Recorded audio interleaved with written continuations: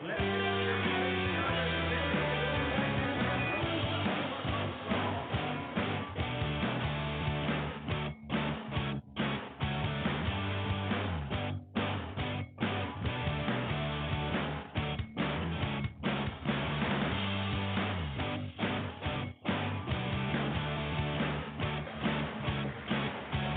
the first time in the 2024 campaign, we bring you Baylor football on the Brazos from McLean Stadium on Baylor Lariat Radio. I'm Joe Pratt, joined alongside Aidan O'Connor for Game 1 in Week 1 of the 2024 season as the Baylor Bears are set to do battle with the Tarleton State Texans. So hi, everybody, and welcome back into Baylor Lariat Radio. Joe Pratt, Aidan O'Connor with you for the first time this season. And Aidan, just what are you expecting today, and how does it feel to be back football for the first time for you on the Brazos?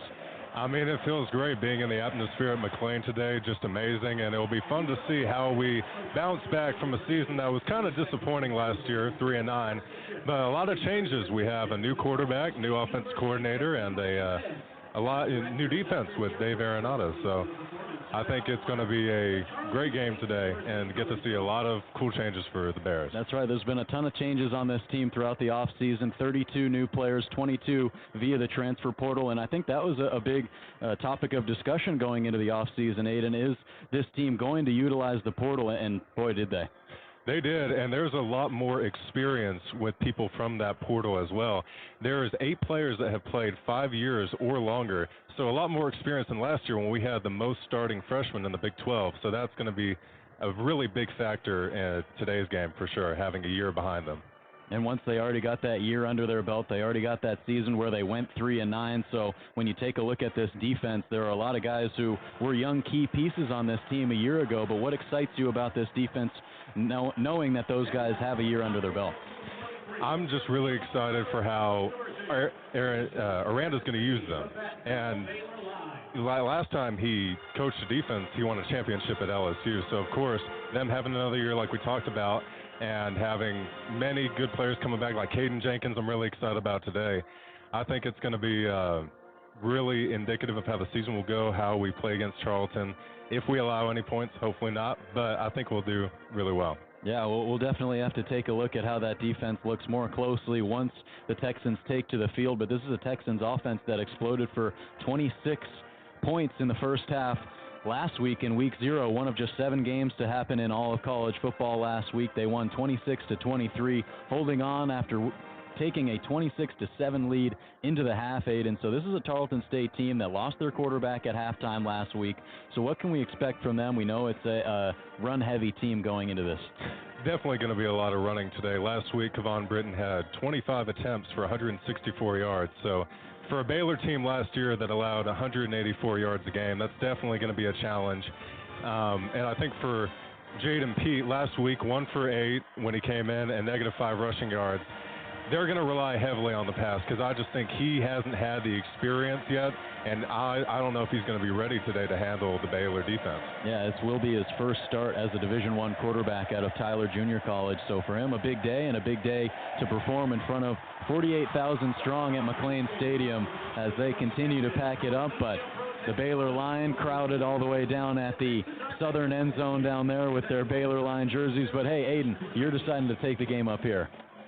Yeah, I mean, it's just amazing seeing people watching from the river, seeing the new Magnolia Welcome Home place for people to watch. I mean, it's amazing. The atmosphere is truly exhilarating. It really is, and we're set to watch this line sprint across the field as the Golden Wave Band continues their pregame ceremonies. But that's going to do it for us on the pregame show. We got the Texans and the Bears set to do battle after this on Baylor Lariat Radio. Kickoff, the coin toss, and everything else after this on Baylor Lariat Radio. Stay tuned from McLean Stadium.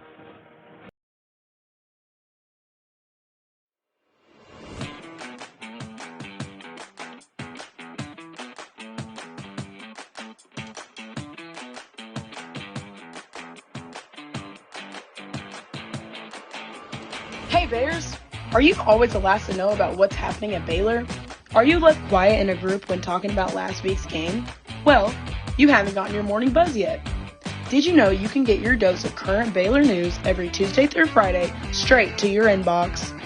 The Baylor Lariat Morning Buzz e-newsletter provides you with breaking Baylor stories, local events, and in-depth sports coverage daily. You can be in the know on all things Baylor. If you aren't already buzzing, go to BaylorLariat.com. That's BaylorLariat.com and click the subscribe now to get your morning buzz from the Baylor Lariat. News for the students, by the students. We'll see you in your inbox.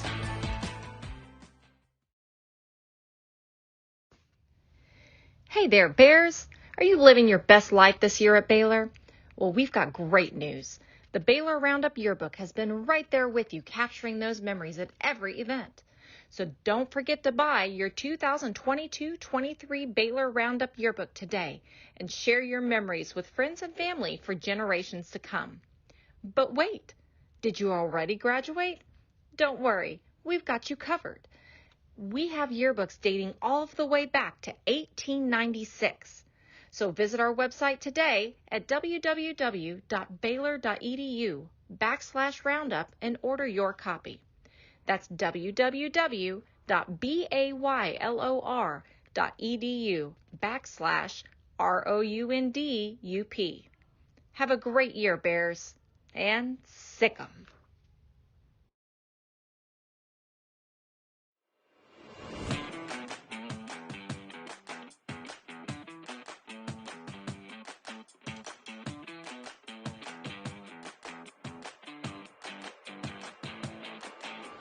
Hey Bears! Are you always the last to know about what's happening at Baylor? Are you left quiet in a group when talking about last week's game? Well, you haven't gotten your morning buzz yet. Did you know you can get your dose of current Baylor news every Tuesday through Friday straight to your inbox?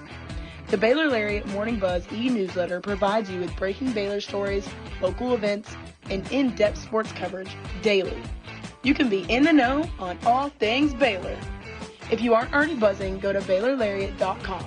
That's BaylorLariat.com and click the subscribe now to get your morning buzz from the Baylor Lariat. News for the students, by the students. We'll see you in your inbox.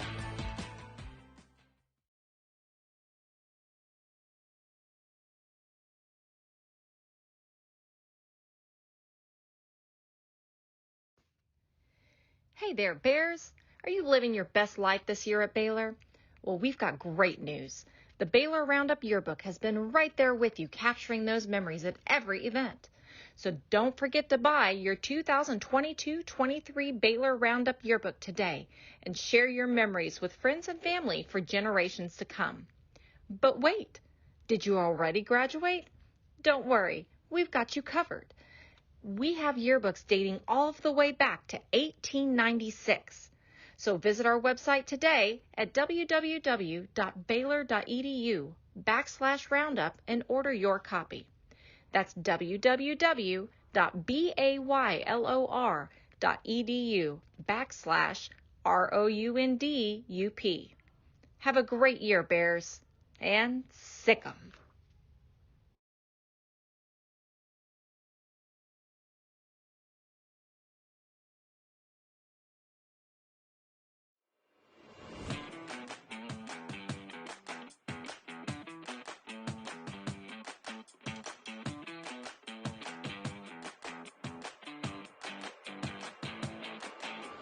Hey Bears! Are you always the last to know about what's happening at Baylor? Are you left quiet in a group when talking about last week's game? Well, you haven't gotten your morning buzz yet. Did you know you can get your dose of current Baylor news every Tuesday through Friday straight to your inbox? The Baylor Lariat Morning Buzz e-newsletter provides you with breaking Baylor stories, local events, and in-depth sports coverage daily. You can be in the know on all things Baylor. If you aren't already buzzing, go to BaylorLariat.com. That's BaylorLariat.com and click the subscribe now to get your morning buzz from the Baylor Lariat. News for the students, by the students. We'll see you in your inbox.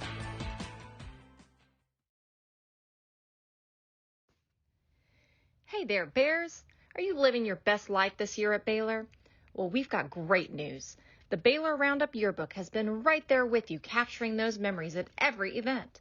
So don't forget to buy your 2022-23 Baylor Roundup Yearbook today and share your memories with friends and family for generations to come. But wait, did you already graduate? Don't worry, we've got you covered. We have yearbooks dating all the way back to 1896. So visit our website today at www.baylor.edu/roundup and order your copy.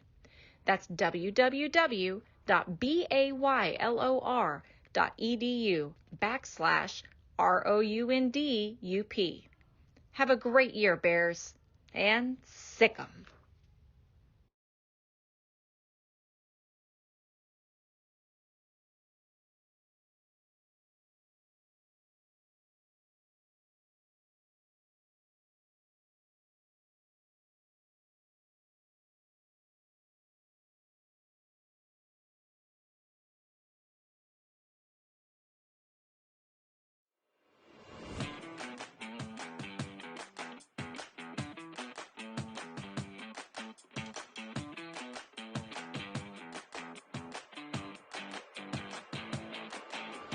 Hey Bears! Are you always the last to know about what's happening at Baylor? Are you left quiet in a group when talking about last week's game? Well, you haven't gotten your morning buzz yet. Did you know you can get your dose of current Baylor news every Tuesday through Friday straight to your inbox? The Baylor Lariat Morning Buzz e-newsletter provides you with breaking Baylor stories, local events, and in-depth sports coverage daily. You can be in the know on all things Baylor. If you aren't already buzzing, go to BaylorLariat.com. That's BaylorLariat.com and click the subscribe now to get your morning buzz from the Baylor Lariat. News for the students, by the students. We'll see you in your inbox.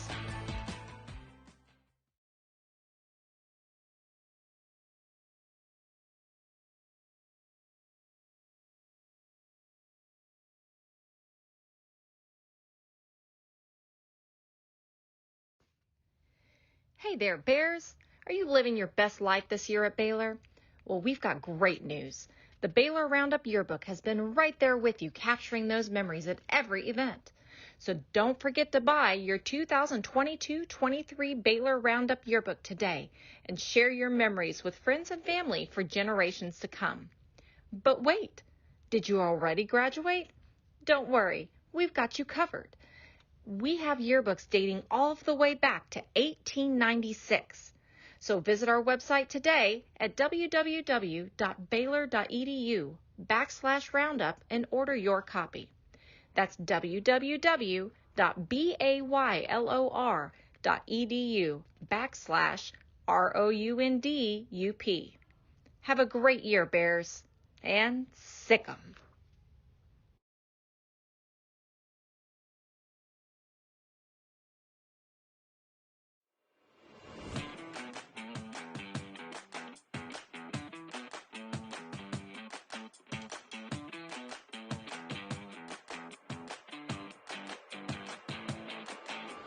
Hey Bears! Are you always the last to know about what's happening at Baylor? Are you left quiet in a group when talking about last week's game? Well, you haven't gotten your morning buzz yet. Did you know you can get your dose of current Baylor news every Tuesday through Friday straight to your inbox?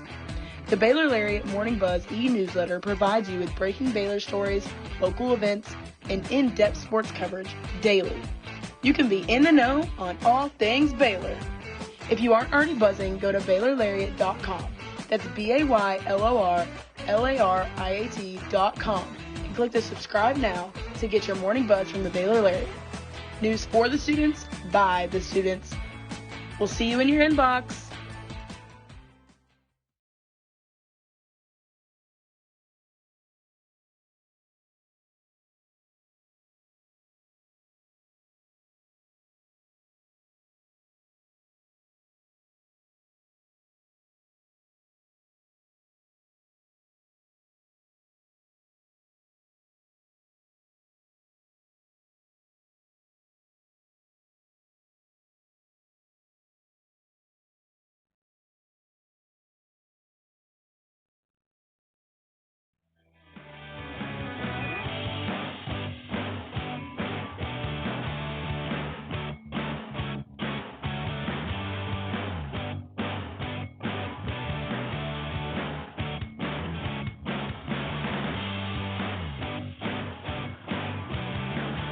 10 years ago to the day when the Bears christened McLean Stadium with a 45-0 win over SMU, the first ever here at McLean Stadium. This field has seen a Heisman winner, 2 Big 12 championships, numerous bowl appearances, and now a chance to continue to write its long script of history in 2024. Hi, everybody, and welcome back into Baylor Lariat Radio. I'm Joe Pratt, joined alongside Aidan O'Connor for Game 1 in Week 1 of the 2024 campaign. Bears taking on the Texans for the first official time in these two programs' histories.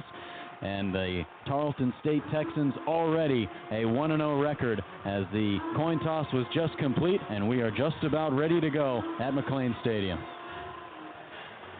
It's going to be a very exciting game today to see how everything goes. I'm very much looking forward to all of our new pieces, as we talked about in the pregame show, but especially DeQuan Finn, bringing a winning history to Baylor, having been to 3 bowl games in his past 3 years at Toledo.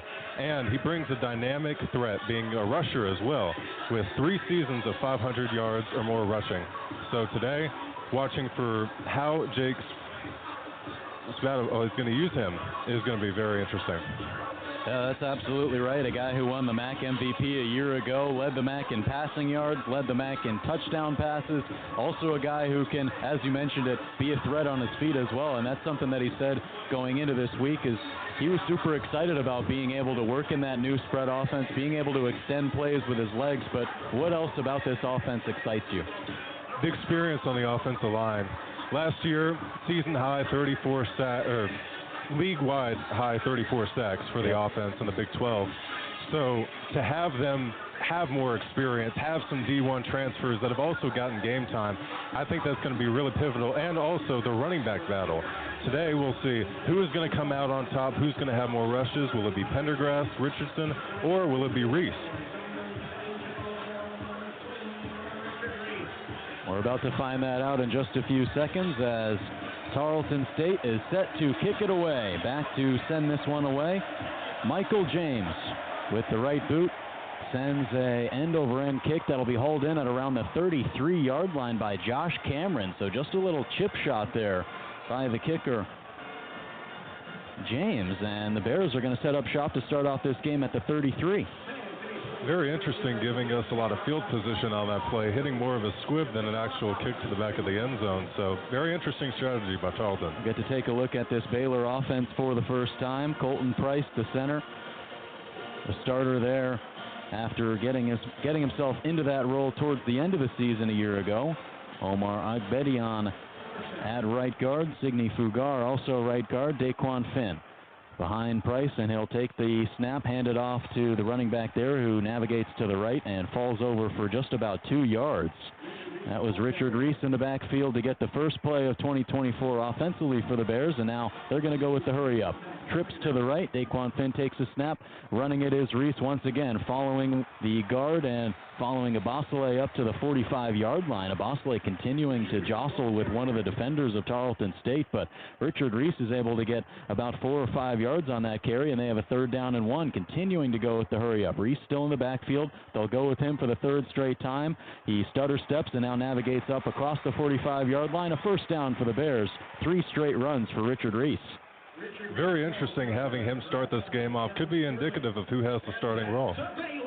He's standing to the left of DeQuan Finn, continuing to work at a great pace. He takes a snap, surveying the field. Now hits Josh Cameron on the comebacker at the other side of the 42-yard line. He's into Tarleton State territory. Another 1st down for your Bears and a completion for DeQuan Finn as his first pass attempt as a Baylor Bear. Good to get him in a rhythm in this first offensive drive. Great rhythm to this first drive. 2 to the left, 2 to the right, and now they'll run with Reese again. Actually, DeQuan Finn keeps it. Now Greengrass in front of him. Nobody's going to beat him to the pylon. Far side, touchdown. DeQuan Finn, just 5 plays into the 2024 campaign, and he has his first touchdown as a Baylor Bear. Well, everybody, as we said, he is a rushing quarterback, and we see that on the first drive. How about that?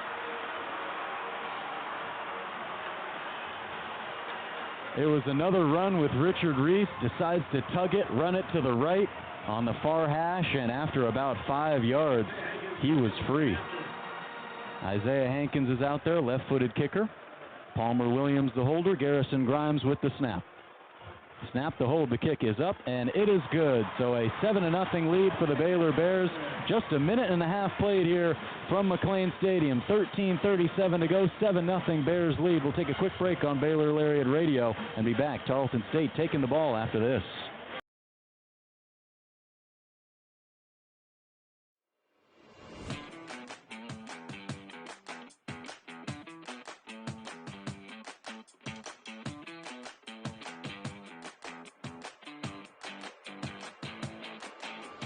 Hey Bears!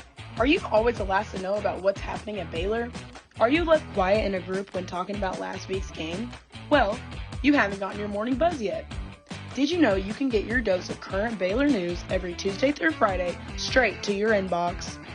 The Baylor Lariat Morning Buzz e-newsletter provides you with breaking Baylor stories, local events, and in-depth sports coverage daily. You can be in the know on all things Baylor. If you aren't already buzzing, go to BaylorLariat.com. That's BaylorLariat.com and click the subscribe now to get your morning buzz from the Baylor Lariat. News for the students, by the students. We'll see you in your inbox.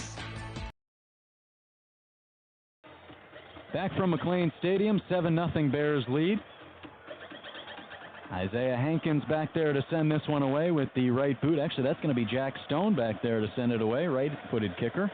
Hankins the lefty, but he will send this one away from south to north. Tarleton State, and the man back for them, Roseman, will let it go over his head and out the back of the end zone. So Tarleton State set up shop at the 25-yard line. And Aidan, what a way to start off this game for the Bears. Just an explosive drive and really shows this new offense's capabilities, and getting to see Richard Reese out there. We haven't got to see a lot of him since 2022 campaign, and that bodes well for this offense because he was a really great rusher that season. Yeah, he was. It was a 2022 All-Big 12 freshman All-American that year, and a guy who broke the record for true freshman rushing yards in program history, so definitely great to see him getting involved. And now we'll take a look and see how Jaden Pete and this offense can operate, but he's going to actually hurry up and call a timeout here. So Tarleton State takes a timeout before they even run an offensive play. Baylor's sideline is getting fired up, and we have our first timeout of the ball game. 13:37 on the clock, and now going into this game, Aidan, talking with Coach Todd Whitten of Tarleton State, he said the start of the game is going to be super important, and having that pressure on them last week of having a national game also played a factor in that. But do you think that maybe the crowd noise could be getting and playing a factor so far? I think it definitely could, and with Jaden Pete not really starting a game till today, that might have been it. It looked like there was some miscommunication. He was frustrated for the first play, so that's probably going to play a big role today. I mean, this is way different than FCS games. You're in an FBS Big 12 opponent stadium, and that's just an entirely different type of feeling. Yeah, it definitely is. I mean, they just completed their 4-year transition period, though. They were all 4 winning seasons when they kind of made that transition from Division II football to Division I football. And one thing Whitten was saying was that it was kind of frustrating throughout those 4 years because all 4 of them were winning seasons. And, you know, if you were in the FBS, if you were in Baylor's shoes, you'd be going to bowl games during that. So this is actually the first season that Tarleton State is eligible for the college football playoff, and they are an FCS school at the Division I level, so much more to play for, but obviously there's different speeds, different rhythms at this level of play. Definitely. I think maybe just the fans, the whole atmosphere, I mean, the pregame show and everything like that with the fireworks, and it's an extravaganza. So having that, I think, could mentally mess with some players. And, I mean, it's almost like going to the NFL for some of these guys. It's just the talent level, too, is so much higher. And so that will play a big part today, and we'll see what they do. They're taking a little while figuring out what they're going to do on this first drive. Yeah, it is a full timeout here for the first timeout of this ball game, but surely for Todd Whitten, that's not what he expected, not even running an offensive play and calling a timeout before then. But Jaden Pete's a guy who has a little bit of experience before headed to Tarleton State, somebody who was at Tyler Junior College, was very productive there, didn't get as much playing time in his final season there as maybe he would have liked to, but that's a difficult situation to enter in last week where you're coming out of the half. The offense was playing so well, but going with a guy who hasn't seen Division I snaps, that's got to be a tough situation to go into, right? Definitely. Going 1 for 8 and -5 yards, that is not good for your mental anything. I mean, it's hard going from, like you said, community college, Tarleton, and then here. So he's had to go up every single step of the way. So very much a hard transition for him, most likely. Yeah, 1,300 passing yards across a couple of years there. 62% completion rating, 12 touchdowns a year ago. Half of those were just in one game for Jaden Pete, but he's a guy who going into this game, Todd Whitten said it could have been him, it could have been Daniel Greek, the third-string quarterback, but their starter, Victor Gabalis, went down early on in that second half, or during the half actually, was Victor Gabalis out, but he couldn't grip the football with his right thumb, and so he was unable to take any more snaps in that game, and Todd Whitten is not expecting to have him back for the next 3 Saturdays. So this is definitely a game where you could kind of see how Jaden Pete does, and maybe we'll see a little bit of Daniel Greek as well, but the timeout is over, and they'll enter on with Darius Cooper, their best wide receiver, on the near side alone, guarded by Caden Jenkins. 2 receivers on the far side left. The ball is on the left hash from the 25-yard line. Kayvon Britton in the backfield with Pete to his left. Slaps his hands once from the shotgun, takes the snap. Handoff to Britton. Britton runs to the left into a crowd of bodies. Now cuts to the right, but still runs into trouble, as it was the entire defensive front for Baylor seemingly in there on the stop, and it's only a gain of 1. And he's a big player for Tarleton. They have to stop him today. He is the X factor for Tarleton against us. Keeping him quiet, definitely going to be super important. A guy in 5 of his last 6 games has reached the 140-plus rushing yard mark. Now he takes a snap and will have another handoff running up across the 30-yard line. Now dragged to the ground by a couple of Baylor defenders. Matt Jones was in on the tackle and Carl Williams. But it's a 4-yard gain, and they'll have a third down and 4. Be interesting if they give Jaden Pete his first pass on this play. Pete relaying information to his offensive line. 2 receivers on the near side, 2 to the far side. Texans moving from left to right. Kayvon Britton in the backfield to the right of Jaden Pete from the shotgun. 4-man rush for the Bears. Britton gets the handoff, stutter steps, now runs to the left, stiff arms a man out of the way, bounces off of a tackle, and he's taken down by Carl Williams on the far side from behind. Tackles him across that first down marker, so it's a 5-yard gain for Kayvon Britton. All him on this first series, and they have a first down. Just such a dynamic rusher, breaking 2 tackles and getting that first down for Tarleton, which is much needed for them. 3 attempts so far for Britton. 6 yards. And now it looks like an injury timeout for the Bears. 1 man is down on 1 knee along the far hash. It looks like, well, for the time being, it did look like the number 21, which would be Chateau Reed, but don't want to speculate on that as of right now. But he's being tended to by a couple of the trainers, still on 1 knee, just beyond that far hash. But this is a secondary where we were talking about it before the game, has a bit more experience after being one of the youngest groups on this team a year ago. But guys like Caden Jenkins, Devin Lemire is going to be in there, Devin Bobby, who returns for his junior season, and also Chateau Reed, who was a bit more of a veteran guy on this team, is walking gingerly off the field. That's something you don't want to see for a team that is trying to have a bounce-back year, to have one of your key starters go out this early into the game. One good sign, though, that he was able to get up and walk off the near sideline for sure. But 1 man will enter into the game to replace him. Snacks Johnson, returner to this Baylor team. 2 receivers out left. Now they'll motion 1 into the backfield right. They fake the jet sweep and run it with Britton to the far side. Now he takes a seat on the grass after gaining about 1 yard, but flying back there was Matt Jones. Also, Trevin Ma'ai was back there as well to take him down. They'll say no gain on the play, 2nd down and 10. Trevin Ma'ai, first-year starter, played in 11 games last year, was rotating in and out, now finding a name for himself at the edge position so far this season for what he hopes to be a big year. As Jaden Pete takes the snap, and in the backfield, he's taken down. Garmin Randolph was back there to sack him, his first of the season. Didn't have any of those a year ago, but his first in the first series, and they lose about 10. And that's not good for Jaden Pete, having no passes on this drive, and then the first time you step back, you just get demolished by Garmin Randolph.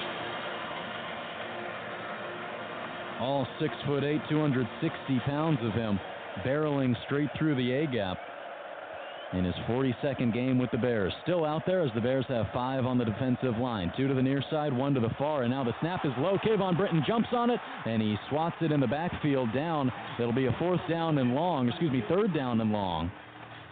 Jaden Peak getting up. It will be a 4th down and long, as that one was just a low snap from the snapper, Tuli Deohemo, who was a preseason All-UAC first-teamer. Second-team All-UAC a year ago. First-team All-UAC a year ago in 11 starts. An uncharacteristic mistake by him.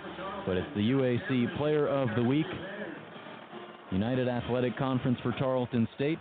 Back there to punt this one away. Adrian Guzman receives it at the 10-yard line. Now sends a spinning punt into Baylor territory. Josh Cameron fair catches it and hauls it down at the 42-yard line. A lot of contact down by the far side there. No flags fly, and the Bears will set up shop at the 42-yard line with 10:12 to go on the clock. 7-0 Bears lead, and we'll take it to a quick break here on Baylor Lariat Radio. Hey there, Bears. Are you living your best life this year at Baylor? Well, we've got great news. The Baylor Roundup Yearbook has been right there with you, capturing those memories at every event. So don't forget to buy your 2022-23 Baylor Roundup Yearbook today and share your memories with friends and family for generations to come. But wait, did you already graduate? Don't worry, we've got you covered. We have yearbooks dating all the way back to 1896. So visit our website today at www.baylor.edu/roundup and order your copy. That's www.baylor.edu/ROUNDUP. Have a great year, Bears, and sick 'em.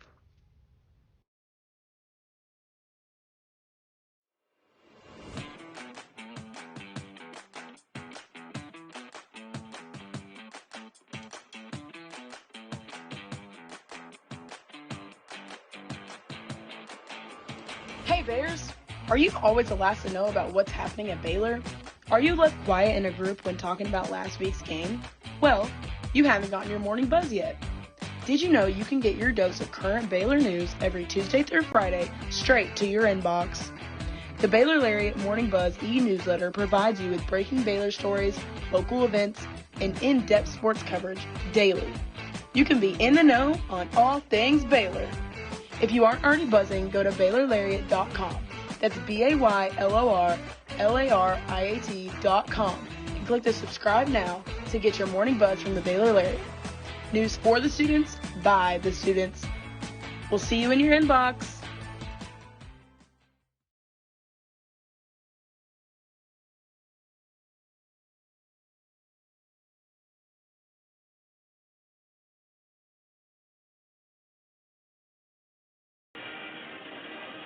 Back from McLean Stadium, Bears set to take off their drive from the 42-yard line after what should be a disappointing series for Tarleton State, Aiden.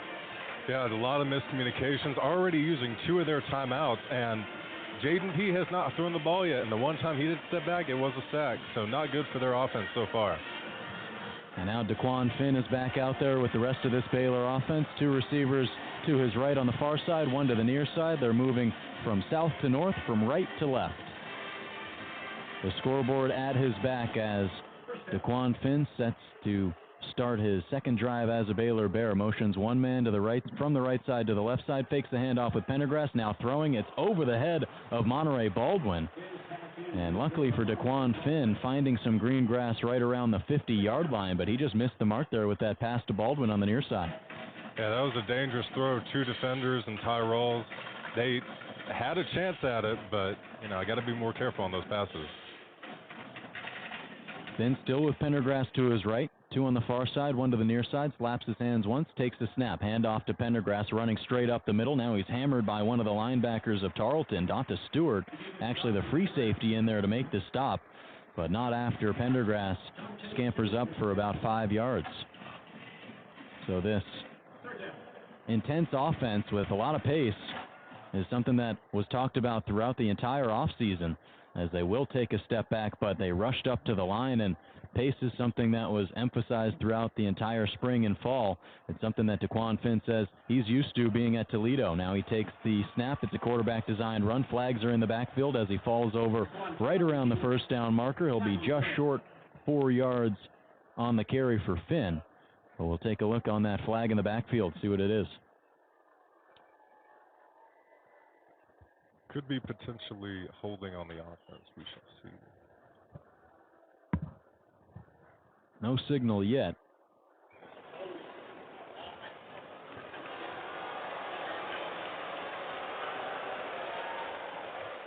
So that's going to be a holding on. Looks like that's the left guard there, Aiden. Yep. Sidney Fugar. Oh, excuse me. That's going to be Ryan Lingell playing behind Sidney Fugar. Lingell, his first time in a starting role. He'll motion one man from the right side to the left, so trips to the left, one to the right. Finn takes a snap, surveying the field, now dumps it off for Dawson Pendergrass on the near side in the backfield, running up across the 35-yard line. Now he's ushered out of bounds by Ty Rawls, the linebacker. It will be a gain of about 6 for Pendergrass, and it brings up a third down. A very good play by Pendergrass and DeQuan Finn, knowing that the pocket's collapsing, just checking it down and getting good yardage on that play. Going to bring up fourth down, actually, here. So apologies there. Tried to dump it off with Pendergrass, who didn't quite get to the first down marker. Third down and 10 after suffering from that holding penalty on Ryan Lingell. So Palmer Williams is back to receive the punt from the 25. Someone nearly got a finger on it. Potentially they did, as that one bounces at the 22-yard line for the Texans on the near side. It plops out of bounds. And that's where the Texans will start off their next drive, from the 22-yard line. So with all of that miscommunication, Aiden, definitely going to want to be looking for a more consistent approach this time around. Definitely, and I don't think they can rely on Britton for every play on this drive. We're going to have to see a pass play of some sort by Jaden Pete. So they're going to have to show something different to us this drive for sure. Jaden Pete in the backfield with one tight end on the far side of the line. Kayvon Britton to his right. One receiver on the near side, two to the far side. From the shotgun, he takes the snap on the right hash, bobbles the snap, now running to his left, across the left hash, across the 20-yard line, and he is met by Devin Bobby in the backfield. A 2-yard loss on first down. Great vision from Devin Bobby to locate him behind the line, and that'll bring up a second down and 12. Just another play by Pete where it seems like he kind of lost out there right now. Communicating with his offensive line, now stepping back to the shotgun formation with one receiver to his left, two to his right, and Kayvon Britton in the backfield to his right as well. 5-man rush for the Bears. Pete unleashes one that bounces just in front of his wide receiver. He was open, Benjamin Amayabu, but on the near sideline, he didn't have much time to unleash that one, and it falls incomplete. It'll be third down and 13. Baylor defensive line giving really good pressure so far this game, making a lot of mistakes out of Jaden Pete. That pressure has been a difference so far. Trevin Ma'ai, Cooper Lance combining on that defensive front. Matt Jones behind that defensive line. 5-men line up on the line for the Bears. Two safeties are back, two wide receivers to the right, one to the left. Pete takes a snap on the left hash, under some pressure, and he's taken down at the 10-yard line. Trevin Ma'ai in the backfield, his first sack as a Baylor Bear, and that's going to put an end to the second series for the Texans. They'll be punting from deep in their own territory. Punting unit entering onto the field, and the Bears will get the ball back with the clock ticking beneath 7:30 in this first quarter. Such a great defensive drive by the Bears, and having Trevin Ma'ai and Garmin Randolph both having sacks in this game bodes very well for the defensive line. So now it's Adrian Guzman, who is standing right at the edge of the R in the end zone for the Bears. He'll unleash this punt right around the 2-yard line. Josh Cameron waving his hands out in front of him will let that one skip out of bounds at the 47-yard line of Tarleton State. So the Bears will start off this drive in Texans territory, and after a 3-and-out a drive ago, what are you looking for differently, Aiden, in this one? I think right now Baylor is doing everything right. They're coming out and they're showing, how the defense has changed, how the offense has changed, and it's all going very well for Tarleton. Jaden Pete's going to have to get into a rhythm for them to get any traction on offense, and so that would be something to watch for them for sure. So Daquan Finn back out there just moments after his first ever rushing attempt as a Baylor quarterback. 39 yards up the right hash. And it's Baylor's longest rushing touchdown since September 17th, 2022. That was a Richard Reese house call. And now Daquan Finn will take the snap with two receivers to the near side. Now on the bootleg, will just run it out of bounds at the 46-yard line. Will gain a yard, but didn't have much time as he was being pursued by a couple of the linebackers for Tarleton State. Caden Holt was in his face.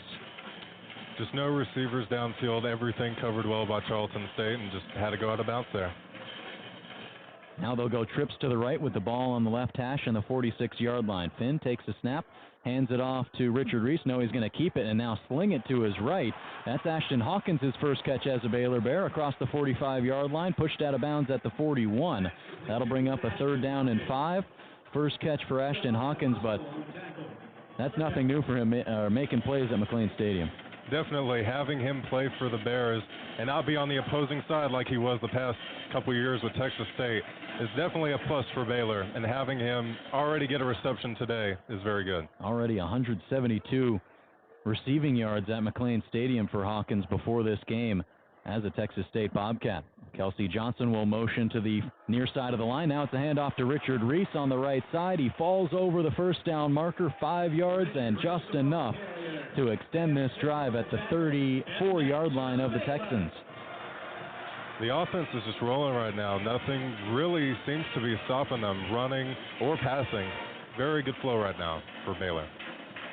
Finn, two receivers bunched on either side. Now he takes the snap, hands it off to Richard Reese, running up the middle. He's swallowed up by Tremaine Chisholm behind the line and taken down after a gain of 3. But great to see them continuing to go back to Richard Reese here. As you mentioned, not a guy who was used as much as we would have liked a year ago, as Baylor fans were definitely wondering really where Richard Reese was after that all Big 12 freshman season in 2022. Used a lot as a kick returner last year and not as much as a running back, but now today definitely more back in that starting running back role as we've seen. Two receivers to the right, two to the left. Ball in between both hash marks, and they'll motion Ashton Hawkins from the right side to the left, so trips to the left. Finn takes a snap, looking deep downfield. Hawkins on the comebacker, makes the grab at the 6-yard line, evades the tackle, dives for the pine lawn. He reaches, and he's in. Touchdown! Ashton Hawkins' first touchdown as a Bear. He connects with Daquan Finn, and they lead it 13-0. He's just amazing at McLean Stadium, isn't he? Always having big chunk plays while he's here, and he continues that with this drive. His second touchdown at McLean Stadium, first as a Baylor Bear.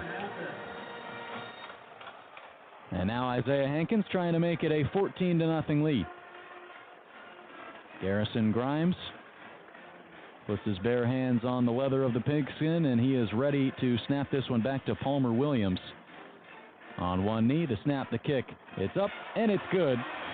Into the north end zone and into the stands, as the Baylor fans have had a lot to cheer about so far. 14-0, 4:52 to go here in the first quarter on Baylor Lariat Radio.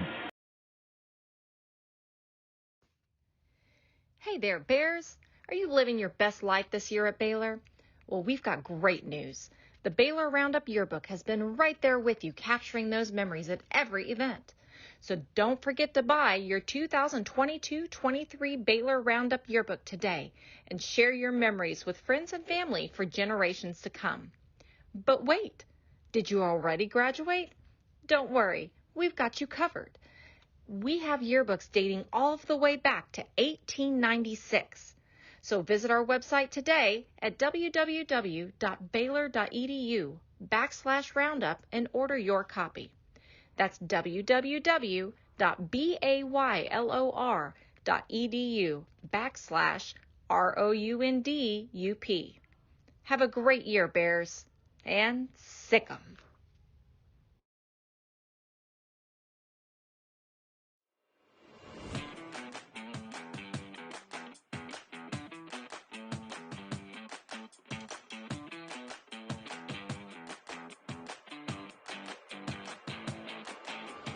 Hey Bears! Are you always the last to know about what's happening at Baylor? Are you left quiet in a group when talking about last week's game? Well, you haven't gotten your morning buzz yet. Did you know you can get your dose of current Baylor news every Tuesday through Friday straight to your inbox? The Baylor Lariat Morning Buzz e-newsletter provides you with breaking Baylor stories, local events, and in-depth sports coverage daily. You can be in the know on all things Baylor. If you aren't already buzzing, go to BaylorLariat.com. That's BaylorLariat.com and click the subscribe now to get your morning buzz from the Baylor Lariat. News for the students, by the students. We'll see you in your inbox.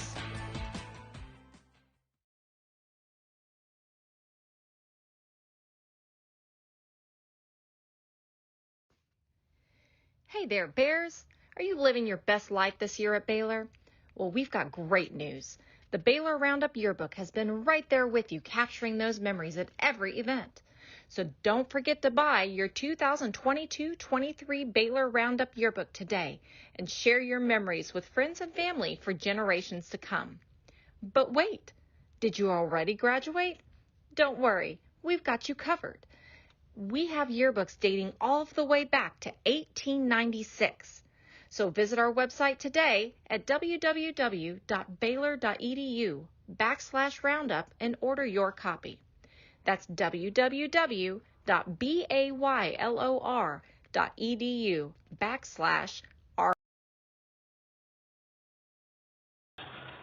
14-0, Baylor leads it. 4:52 to go here in the first quarter. Special teams unit gathered around the 30-yard line,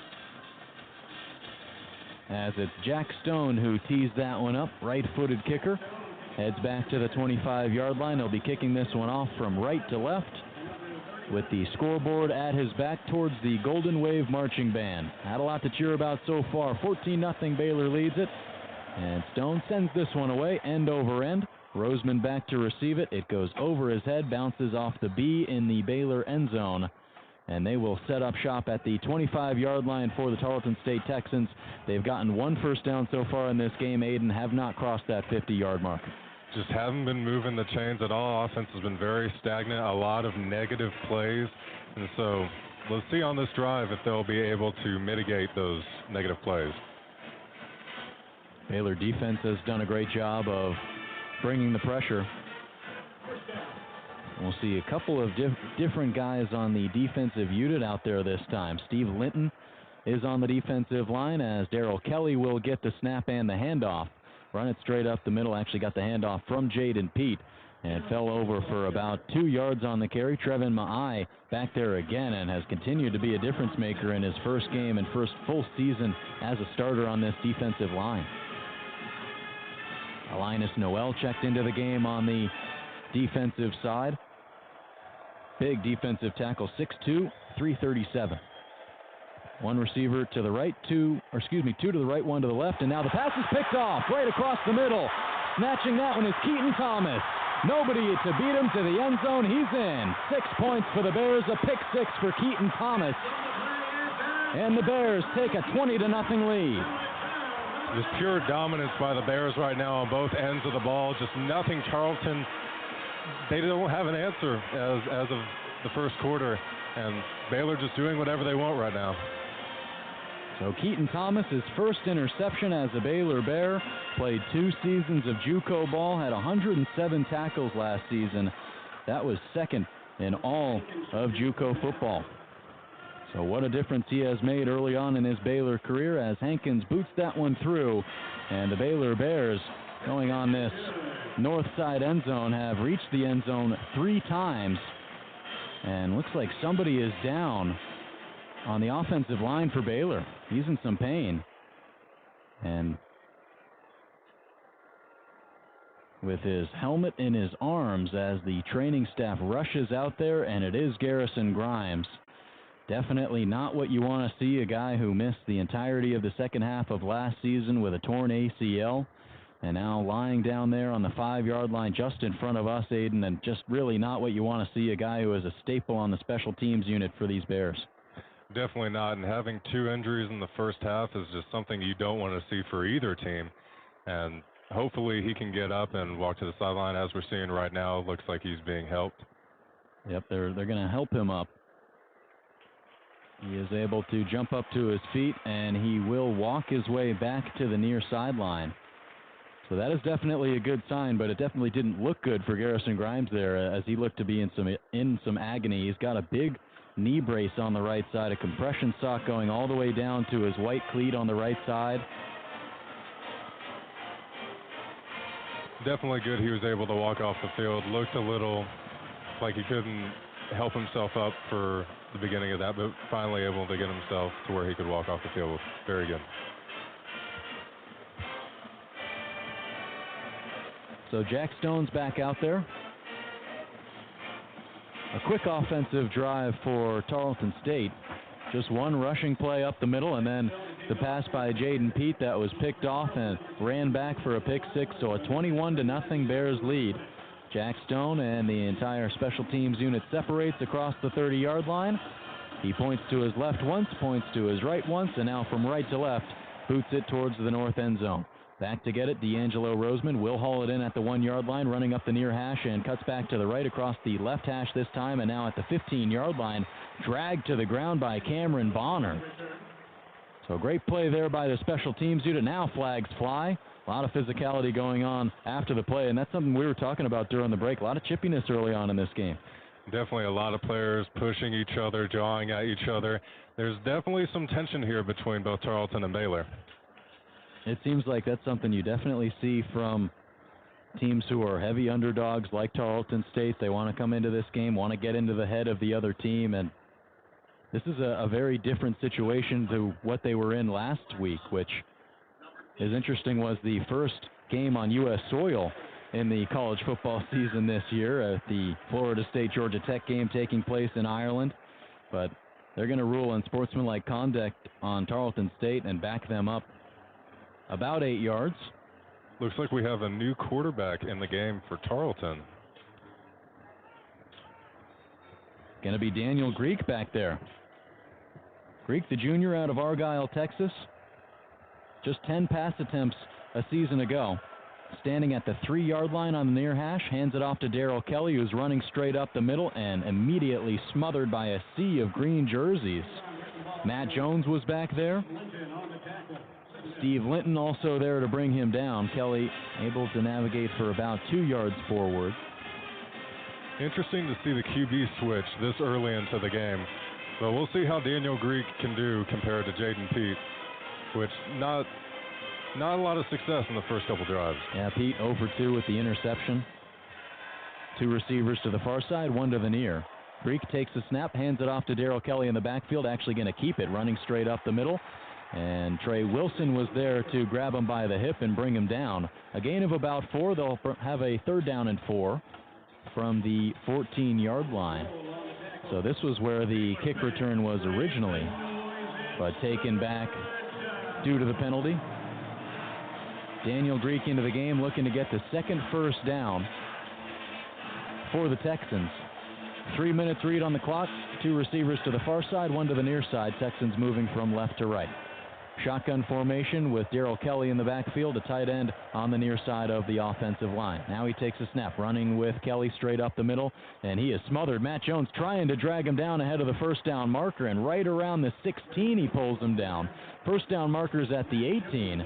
They'll say he gets forward progress to the 17-yard line.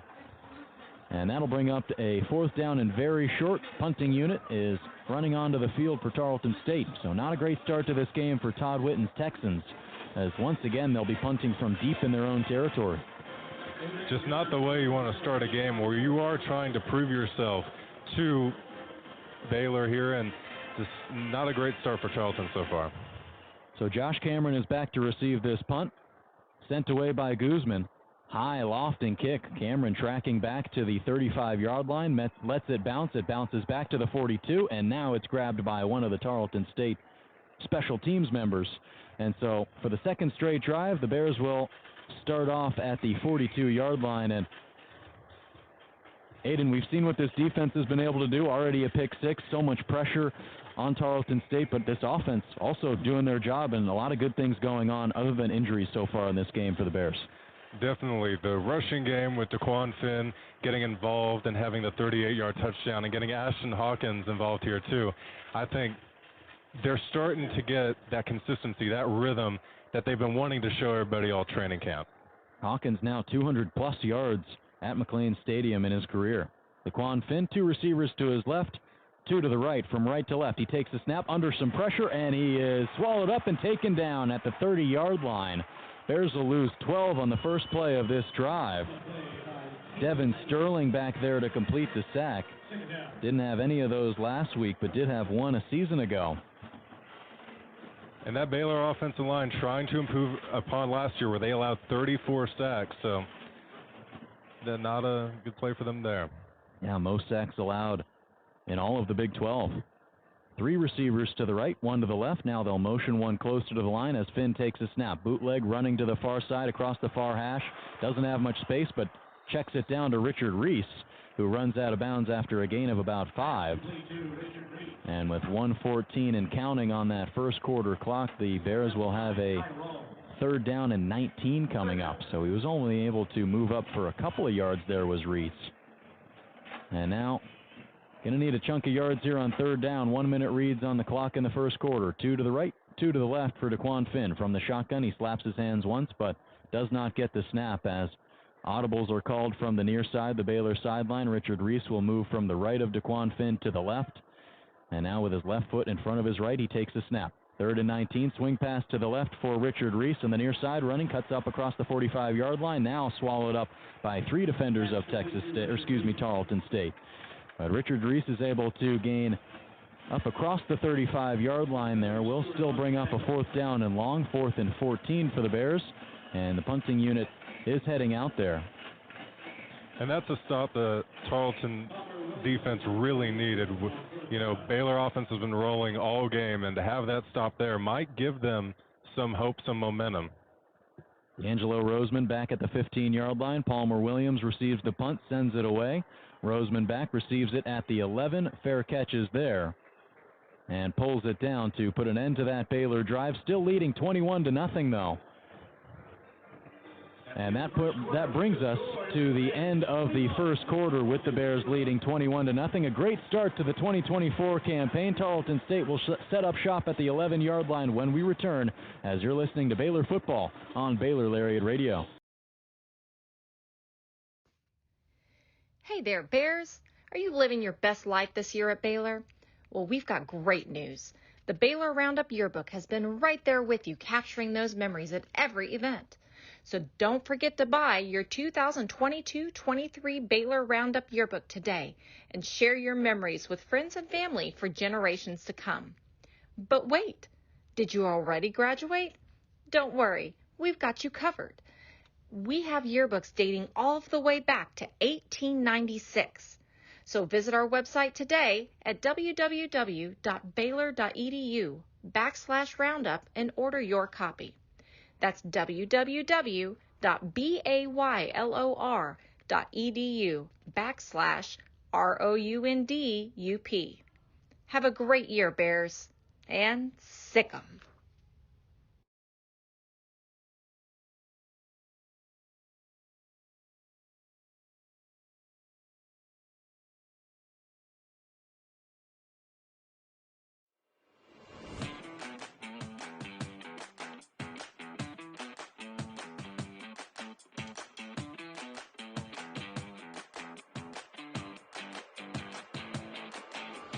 Hey Bears! Are you always the last to know about what's happening at Baylor? Are you left quiet in a group when talking about last week's game? Well, you haven't gotten your morning buzz yet. Did you know you can get your dose of current Baylor news every Tuesday through Friday straight to your inbox? The Baylor Lariat Morning Buzz e-newsletter provides you with breaking Baylor stories, local events, and in-depth sports coverage daily. You can be in the know on all things Baylor. If you aren't already buzzing, go to BaylorLariat.com. That's BaylorLariat.com and click the subscribe now to get your morning buzz from the Baylor Lariat. News for the students, by the students. We'll see you in your inbox.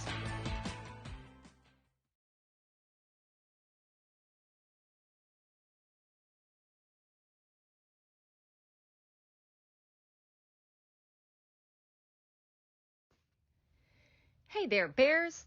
Are you living your best life this year at Baylor? Well, we've got great news. The Baylor Roundup Yearbook has been right there with you, capturing those memories at every event. So don't forget to buy your 2022-23 Baylor Roundup Yearbook today and share your memories with friends and family for generations to come. But wait, did you already graduate? Don't worry, we've got you covered. We have yearbooks dating all the way back to 1896. So visit our website today at Hey there, Bears. Are you living your best life this year at Baylor? Well, we've got great news. The Baylor Roundup Yearbook has been right there with you, capturing those memories at every event. So don't forget to buy your 2022-23 Baylor Roundup Yearbook today and share your memories with friends and family for Back for the start of the second quarter from McLean Stadium. Daniel Greek is the quarterback in for Tarleton State.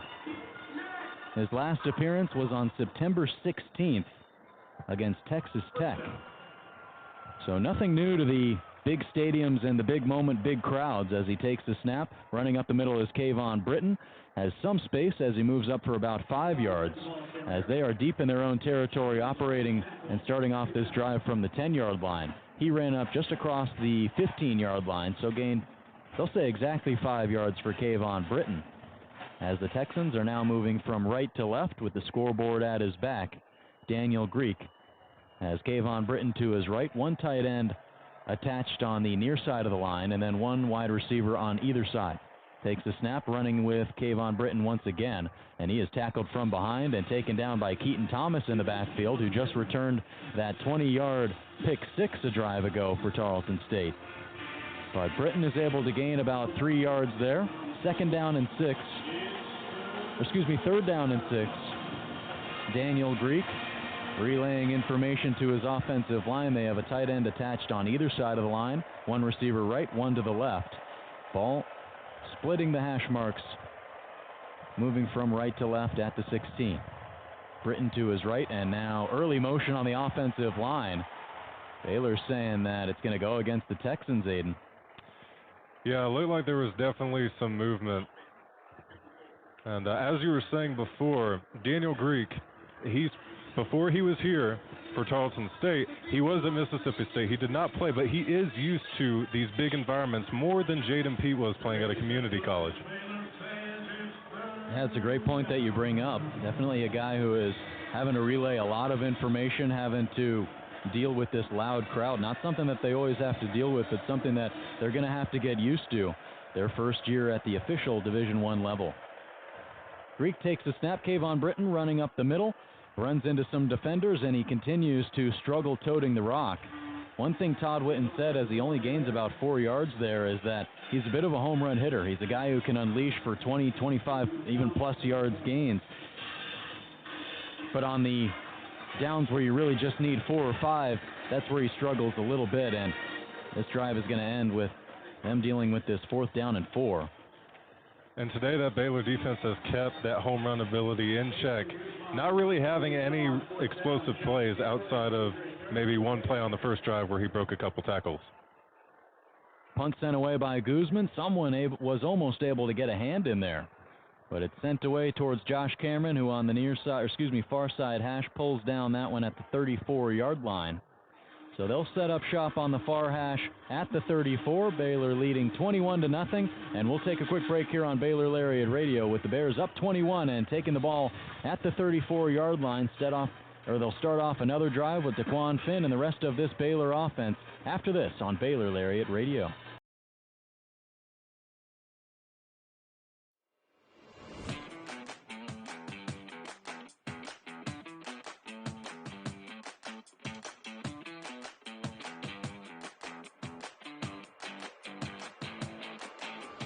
Hey Bears!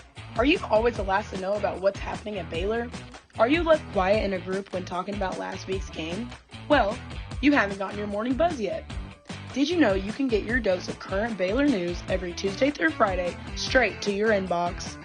The Baylor Lariat Morning Buzz e-newsletter provides you with breaking Baylor stories, local events, and in-depth sports coverage daily. You can be in the know on all things Baylor. If you aren't already buzzing, go to BaylorLariat.com. That's BaylorLariat.com and click the subscribe now to get your morning buzz from the Baylor Lariat. News for the students, by the students. We'll see you in your inbox.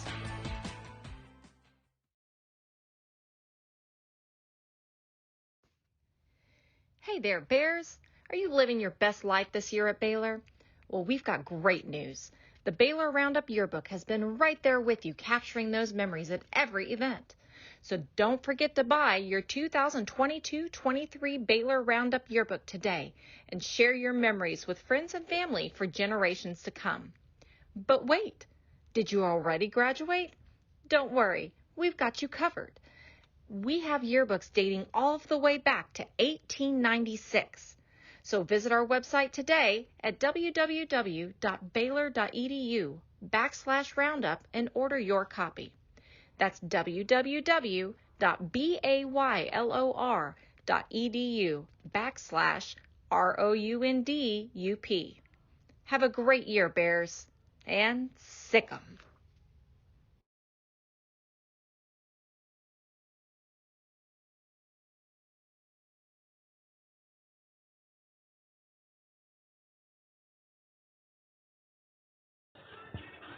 DeQuan Finn and the rest of this Baylor offense ready to start off their next drive. 12:49 reads here in the second quarter.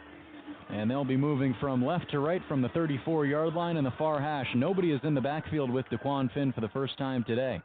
Two receivers on the far side, two to the near side. One tight end attached to the near side of the defensive line. Now he'll motion Dawson Pendergrass into the backfield to his right. Finn snaps his hands, takes the snap. Dawson Pendergrass running straight up the middle, bulldozes over across the 40-yard line. 8 yards on this carry for Dawson Pendergrass. Second longest carry of the day so far for the Bears, excluding that 33-yard touchdown run for DeQuan Finn to open the scoring. So now the offense moving quickly. Another handoff to Dawson Pendergrass, cuts out to the left, has some open space, and is taken down on a chop tackle there by one of the safeties for Tarleton State. In on the tackle was Blake Smith, the safety.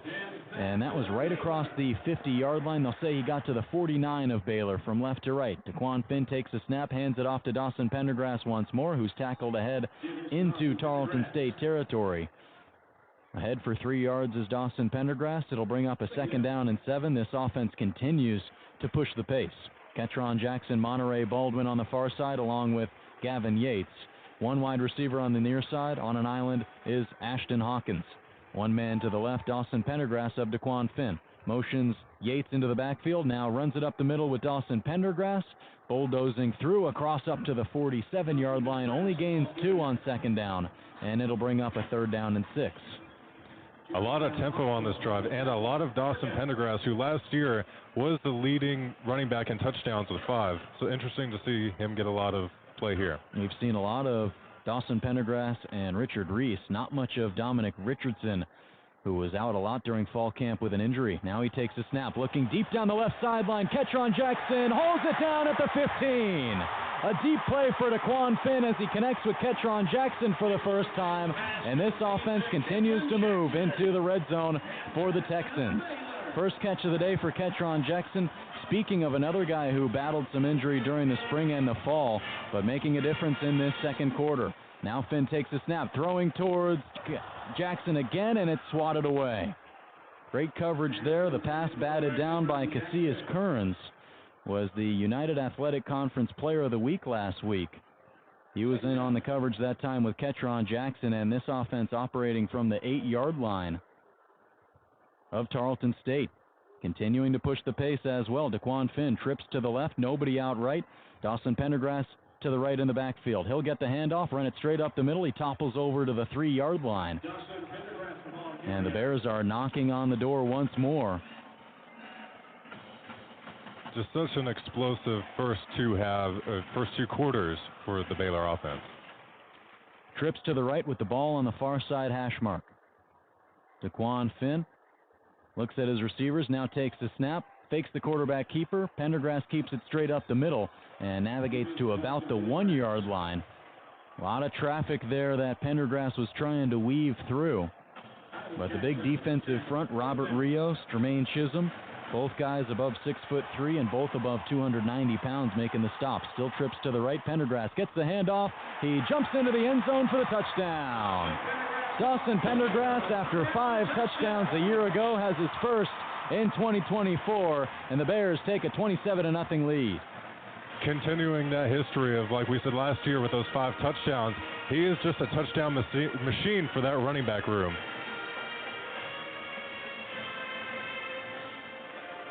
It was all Dawson Pendergrass on that drive, as he's now up to 8 carries, 32 yards, and a touchdown.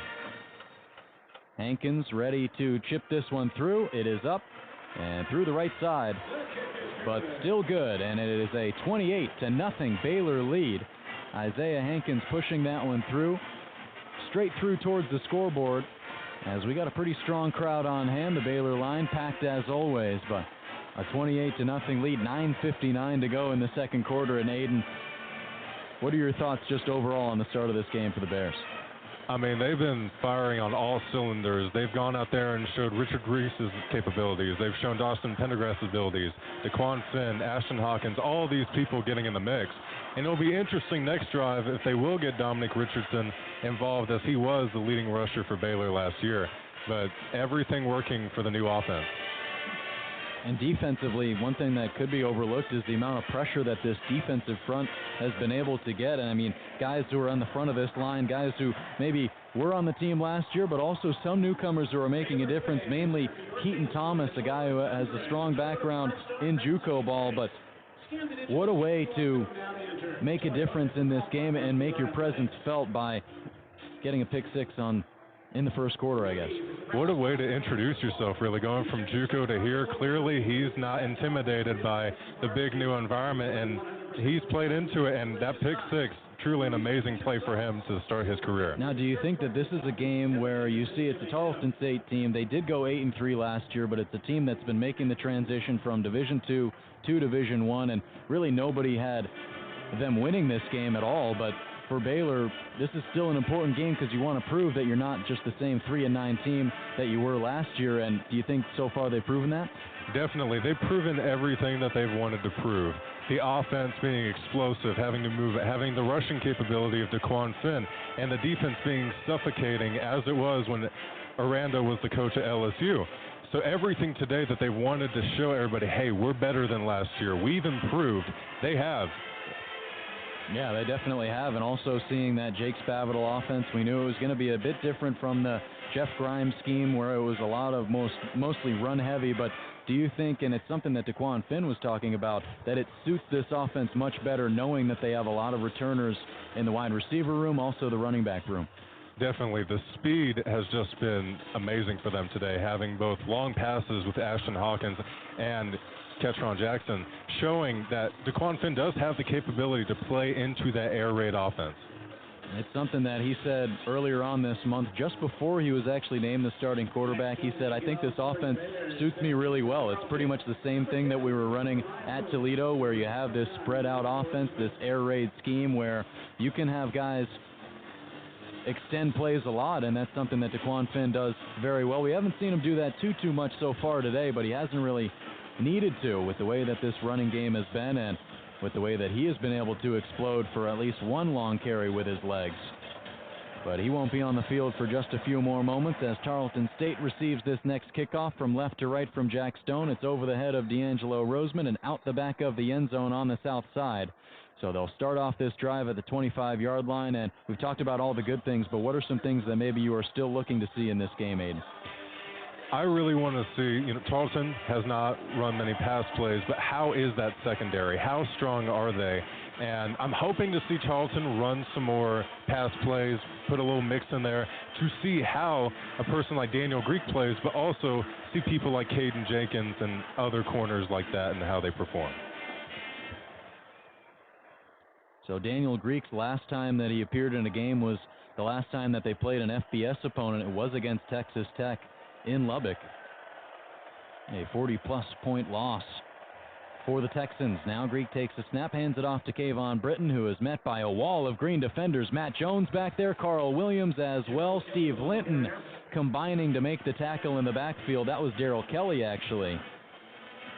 But I don't think he gained any yards there. No, he did not. It'll bring up a 2nd down and 10. Just not moving the ball with the rushing attack at all. And that's weird since last year they were such a great running team. Yeah, the best in the United Athletic Conference. Greek takes a snap, hands off to Darrell Kelly again. Bit of a delayed handoff, and now he cuts to the left, and Carl Williams is able to pull him to the ground. Steve Linton was also there. Steve Linton been making a big impact so far today. Another tackle for him. And they will have a 3rd down and 9. From the near hash, Texans moving from right to left. 2 receivers to the right of Daniel Greek, who is communicating with his offensive line that has a tight end attached to the far side of it. Darrell Kelly is in the backfield with him to his right, and there's 1 wide receiver on the weak side to the left. Greek, feet directly underneath his shoulders, not a staggered stance as he takes the snap. Airs this one out to the far sideline. That one is caught on the comebacker by Darius Cooper. In coverage there was Devin Bobby. He says he thought that one bounced on the ground before it came in there. That was actually Caden Jenkins with the coverage. But they'll say he did complete the pass, and now with a 4th down and 1 scenario, it appeared that they were going to keep the offense out there, but now they'll send out the special teams unit. Interesting decision to not go for it on 4th and 1, as they are down by 28-0 at this point, and they need some sort of momentum. Yeah, definitely need to come up with a difference-making play here, but now it looks like they're going to put this one under review. So it was a comebacker route ran by Darius Cooper, one of the top wide receivers on this team for Tarleton State. So if there's anybody to come down with that catch, it's likely that guy. But he's somebody who ran across the 40 or up to the 40-yard line, had to track back as that one was thrown from the near hash. And so it was a long heave there from Daniel Greek. And he was lunging in front of himself, Darius Cooper, to try to get underneath that football. And no decision just yet, but Caden Jenkins, who was playing back on that coverage, quickly signaled that it was incomplete. But it is a good showing for Tarleton State that if it is complete, Daniel Greek had a lot of pressure on that. He was hit hard when he threw that ball, and so being able to get it somewhere near Darius Cooper is a good sign for their passing offense. And Darius Cooper is somebody, as you said, just phenomenal for them last year, having 1,000 yards, and just a great receiver for them. Yeah, somebody who was an FCS preseason All-American going into this year, an All-UAC preseason wide receiver, was tied for the most receiving touchdowns on the team last year. And one thing that Todd Whitten was saying going into this ball game was that he wanted to get Cooper more involved after last week. Somebody who didn't get a lot of targets a week ago, and even though McNeese's defense was playing about 5, 6, even 10 yards off the line at times, they were unable to air it out at all. And another thing Todd Whitten was hitting on during his press conference this week was being more explosive, and that's not something that we've seen from Tarleton State so far. There hasn't been really anything from Tarleton explosive-wise since that first half of that McNeese game. Ever since the second half to now, the offense just hasn't had any big chunk plays. And that Kevon Britton has not been able to have those home run plays as we were talking about earlier.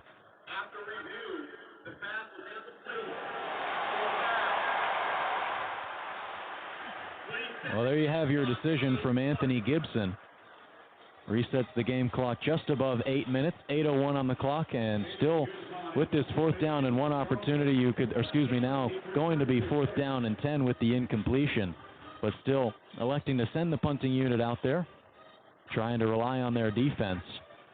Clock reset to 8:20 in the second quarter. So with the ball on the 34-yard line, punter standing right around the 12. Guzman awaits the snap. From right to left, boots this end-over-end kick, kind of a wobbling duck down the near sideline, takes a hop at the 40-yard line and kicks out of bounds into the Baylor bench area. And now some chippiness going on at the end of this play. Chateau Reed was in there, but he pulls his teammate back towards the sideline as the Bears will set up another drive here right around the 39-yard line, moving from left to right with 8:12 to go in the second. So what are you looking for in this drive? With 8:12 left, you could try to kill the clock into the half. Yeah, I think going into the half, it's just testing out the running back, seeing what kind of new plays you want to take out. Right now, they have a comfortable lead, so there is no pressure to be any type of way for them. So here's DeQuan Finn with trips to the right. One tight end attached on the near side of the line. And Richard Reese in the backfield to his left. From the shotgun, he takes a snap, hands it off with Richardson running to the right. He slices through one tackle and is able to navigate up to the 49-yard line. He's dragged to the ground by Ty Rawls, the senior linebacker. And now they're getting Richardson involved, too, like they did Pendergrass in the last drive. Running straight up the middle, and now runs into a sea of white jerseys. Richard Reese stopped after a gain of about 1, but it's important to note that every single time they run one of these plays, DeQuan Finn is rushing to the left side, trying to draw a diversion behind the line and fake that he's going to run on a quarterback keeper, and obviously we saw that in the first drive of this game. Just the 5th play from scrimmage for the Bears, where DeQuan Finn tore off a touchdown rushing play, the longest by a Baylor Bear since 2022. The man who did it recently just ran over to the sideline to be replaced by Dawson Pendergrass, who gets the handoff here on 3rd down and 2. Running straight up the middle, barreling through, has Kelsey Johnson right behind him, and the tight end is able to push him forward for a first down. So great job by the entire offensive line there. Very good improvement on the offensive line. It's such a great showing today in creating space for those running backs to have lanes to run through. Now Richard Reese checks back into the game, trips to the left. Ball in between both hashes right at the 49-yard line of Tarleton State. From left to right, DeQuan Finn takes a snap, fakes the rush for him. Richard Reese pauses, now runs across the 50 to the 47-yard line. Ran into Ty Rawls again, who was in on the tackle. Branson Tatanwa was also there. Seems to be that they are trying to run out the clock with various run plays, just trying to get this second quarter over. Richard Reese to the right of DeQuan Finn, who is from the shotgun once again. 2 receivers on either side of the line. Now a quick check down to one of the wide receivers on the bubble screen, who is trying to charge up forward for a gain of about 1. Tarleton State player looks a little hobbled. Yeah, somebody's shoe came off during that play. I was unsure if that was the defender for Tarleton State, who is sitting down on the ground right now in the seat of his pants at the 40-yard line, or if it was the cleat of Jaden Porter, who hauled that one in. That was his first catch as a Baylor Bear, the freshman out of Lorena, so attending high school about 30 minutes south of here. And how about this year last year for Jaden Porter at Lorena? 178 receptions. That was across his career, but across his final season, was able to tear off a 300-plus yard season. But somebody who has in his freshman year here has his first catch in this second quarter, but totaled 3,400 total yards at Lorena throughout his career. Just another dynamic player that the wide receiver room has for Baylor with so much talent, and it's been so fun to see all of them get their chance to sign today. Even though on that play Porter did not get a lot of yards, I'm sure we'll see him sometime later this game. And that's what you really do when you develop a big lead in this game, 28-0 for the Bears. You give a lot of guys opportunities to get into this game. Yeah, getting them involved, getting them some experience, too, for the younger players.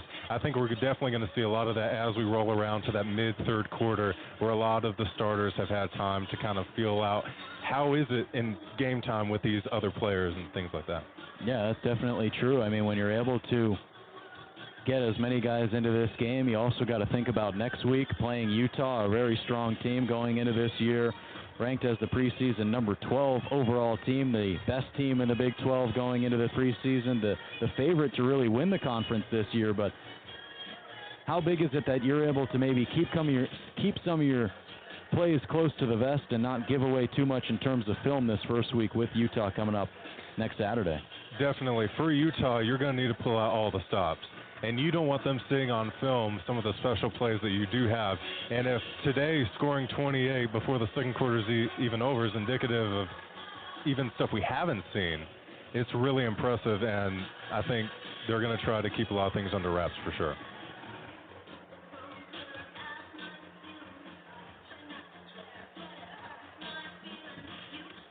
So the injury timeout is over, but a full media timeout is being taken. And this is interesting right here. All of the Baylor backup quarterbacks warming up just in front of the sideline. And one of the line judges just walked up to them and said, they got to go back to the sideline. Not allowed to be practicing in front of the line right there. There have been some changes in college football in terms of rules, as we will get a stoppage with 2 minutes left in this second quarter. The 2-minute timeout, obviously similar to the 2-minute warning of the NFL, but the first year that is in place. But 4 minutes until then, as we are set and ready to continue this drive. DeQuan Finn with Richard Reese to his left, and on the near hash, Baylor moving from left to right. One receiver to his left, two to the weak side on the right. Ashton Hawkins motioning from right to left. And so one-man slot left as DeQuan Finn hands it off to Richard Reese. He evades one tackle, now cuts up to the 35-yard line where he's dragged to the ground there by Caden Holtz, the junior linebacker. But that was after he missed the Kamen Lane missed the tackle, who was rushing straight up the gut against Richard Reese, but he made one move to the left, and he missed him. That was actually Blake Smith, the safety back there. Trips to the right now. Kelsey Johnson attached to the near side of the line as well. DeQuan Finn takes the snap. Richard Reese running it. No, they'll fake it with DeQuan Finn. Now trying to spin out of a tackle, and he's taken down in the backfield. Right at the far hash, was dragged to the ground by Charles Perkins. Also Ty Rawls, the linebacker, in there to make the stop. 38 tackles a year ago for Rawls. Yeah, just on that play, trying to make something out of nothing there. It was Ty Rawls and Charles Perkins were there from the start. Had nowhere to go. Two receivers to the near side on the right. Now Kelsey Johnson will motion to the slot there, the big tight end. Josh Cameron on the far side left. Now Kelsey Johnson will motion and be attached to the right side of that line. Richard Reese gets the carry here on 2nd down and 14. He'll rush up for about 4 yards, so gaining what they just lost. Actually, they'll say he'll get 3 yards there, and that'll bring up a 3rd down and 11. So 3rd down and 11 for the Bears as Michael Trigg checks into the game, transfer out of Ole Miss. Kelsey Johnson checks out. Ashton Hawkins also out there. Jaden Porter as well at the slot position. Two receivers to the right. Richard Reese to the right of DeQuan Finn from the shotgun. Josh Cameron on the far side left. 4:12 to go, 3rd down and 12. In between the hash marks at the 39-yard line of Tarleton State. Hawkins will motion into the slot on the right side. Finn takes a snap, drops back, surveys the middle of the field, runs out of some time, now trying to evade pressure. Right at midfield, rolls out to the right, chucks one downfield, and it is swatted down. Michael Trigg was the intended target, and now flags fly. Or did Trigg catch that ball? That one would have squeezed through 3 or 4 defenders. A tight window that DeQuan Finn tried to squeeze it through at the 20-yard line. Trigg came down with the football, but we'll see what that penalty marker is. And they're saying it's going to go against the Texans. I think it'll most likely be interference on that Trigg catch. But it was tough to tell. It looked like Trigg at the bottom of that pile was holding the football.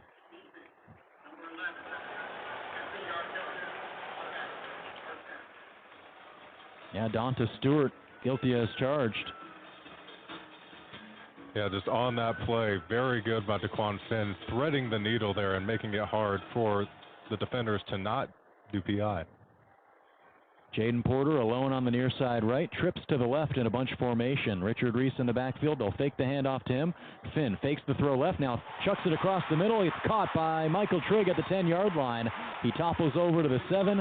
Timeout Bears with no timeout there, but he was motioning towards the sideline. Clock continues to move below 3:40. Big gain there for Michael Trigg, his first catch as a Baylor Bear. Good to see him getting involved. Now Finn takes the snap. Quarterback design run to the left. Now tries to cut back right and across the far hash mark. Topples over to the 3-yard line. But flags were thrown in the backfield for the Bears. Looked like on the right side of that line. And we'll see what it is.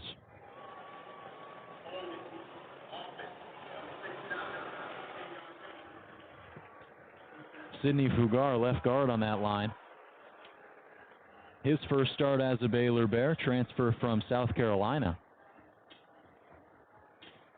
and trying to minimize plays like that for the offensive line, penalties on plays in the goal, in the end zone like this for the Bears.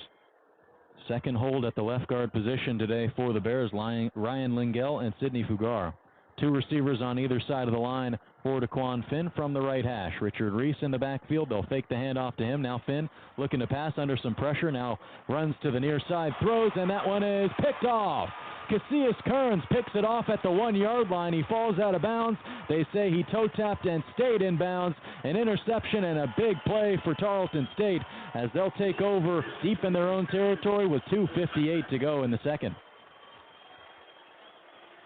It was an amazing interception by Kearns. Very much. It was going out of bounds, and he was able to keep his feet in. And last year, he was just a great corner for Tarleton, having 5 pass breakups over the last 3 games. Was the United Athletic Conference Player of the Week last week, had an interception a week ago. Excuse me, no interceptions, but 2 fumble recoveries, one of which was ran back. So his first pick of the season, had one a year ago, playing in 11 games for the Texans. One of his fumble recoveries last week, the only touchdown by an FCS defense nationally.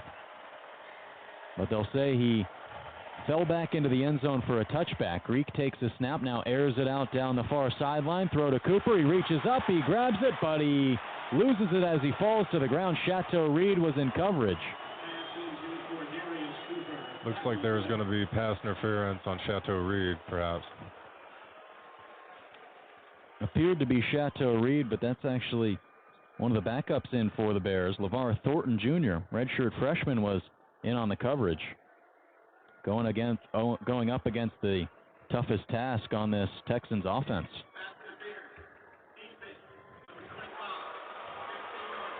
So the third flag on the Bears today. First on the defensive side of the ball. Daniel Greek out there was nearly able to connect for a deep ball to Darius Cooper, who is now positioned on the far side alone, being still guarded by LeVar Thornton. One wide receiver on the near side. They're moving from right to left from the 35-yard line. Greek in the backfield with Britton to his left. Now takes a snap. Delayed handoff, and they'll throw here on the play-action pass. Lofts it up for Cooper, and he makes the catch at the 31-yard line. Oh, what a grab by Darius Cooper, leaping over LeVar Thornton. Another Baylor defender, DJ Coleman, was underneath him there, but he comes down with the football. A big play for the Texans, their biggest of the game so far. And for the first time, they're in Baylor territory with 2:23 and counting here in this second quarter. That's going to feel good if you're Tarleton to finally have a long pass play today.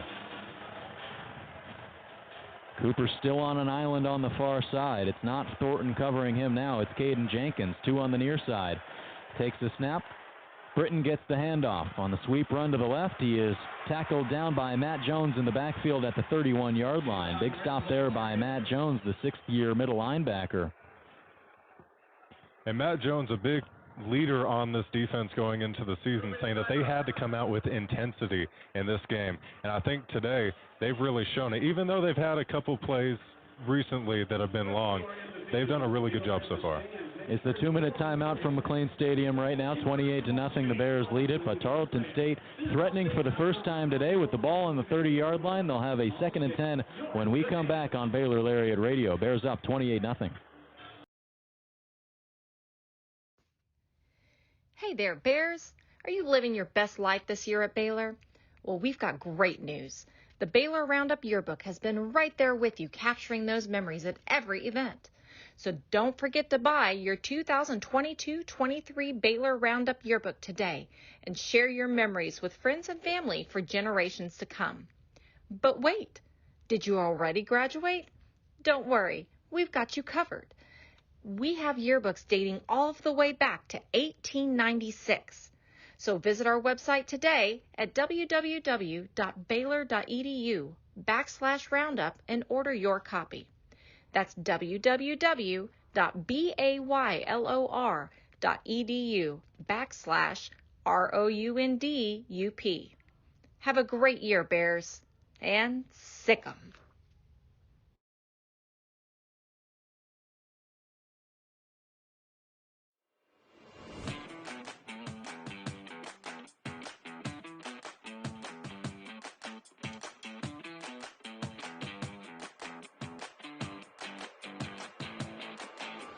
Hey Bears, are you always the last to know about what's happening at Baylor? Are you left quiet in a group when talking about last week's game? Well, you haven't gotten your morning buzz yet. Did you know you can get your dose of current Baylor news every Tuesday through Friday straight to your inbox? The Baylor Lariat Morning Buzz e-newsletter provides you with breaking Baylor stories, local events, and in-depth sports coverage daily. You can be in the know on all things Baylor. If you aren't already buzzing, go to BaylorLariat.com. That's BaylorLariat.com and click the subscribe now to get your morning buzz from the Baylor Lariat. News for the students, by the students. We'll see you in your inbox.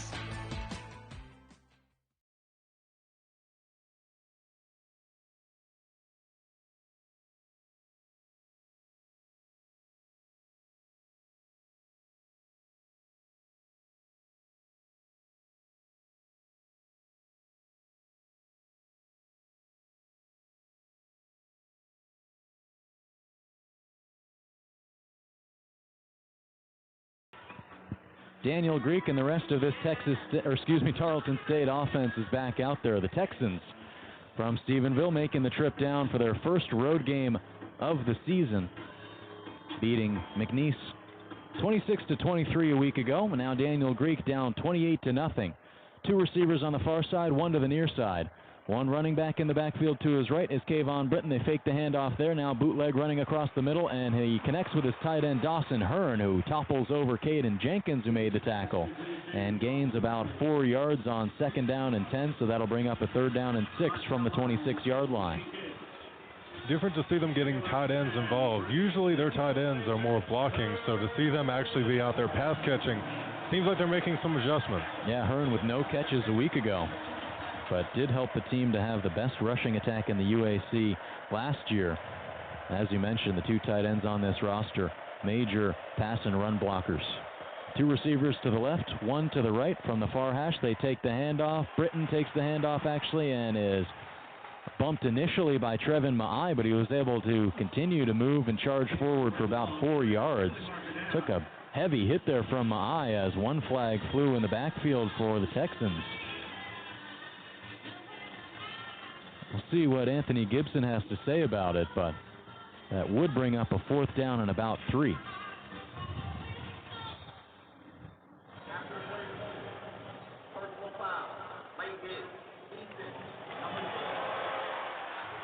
Looks like Steve Linton charged with the late hit on the defense. So the 4th flag today, and that's something that you don't want to see in this game. Definitely not. And a lot more penalties in recent minutes in this game. First quarter, they were doing really well, but they're starting to pile up now. So that'll move them up to the 12-yard line. Daniel Greek, who took over for Jaden Pete, attempted just 2 passes in this game. One of them was picked off for a pick 6. And then Daniel Greek entered into this ball game in the first quarter. And now Todd Witten is going to want an explanation. They did get the penalty call in their favor, so unsure what this could be about, but there's 1:13 left on the clock here in the second quarter. Sun continues to set behind us as the only people who are looking into the sun right now at McLean Stadium are right across from us at the very top of the 300 level section on the far side. Scoreboard to our right as we are stationed right around the 1-yard line for the Baylor Bears.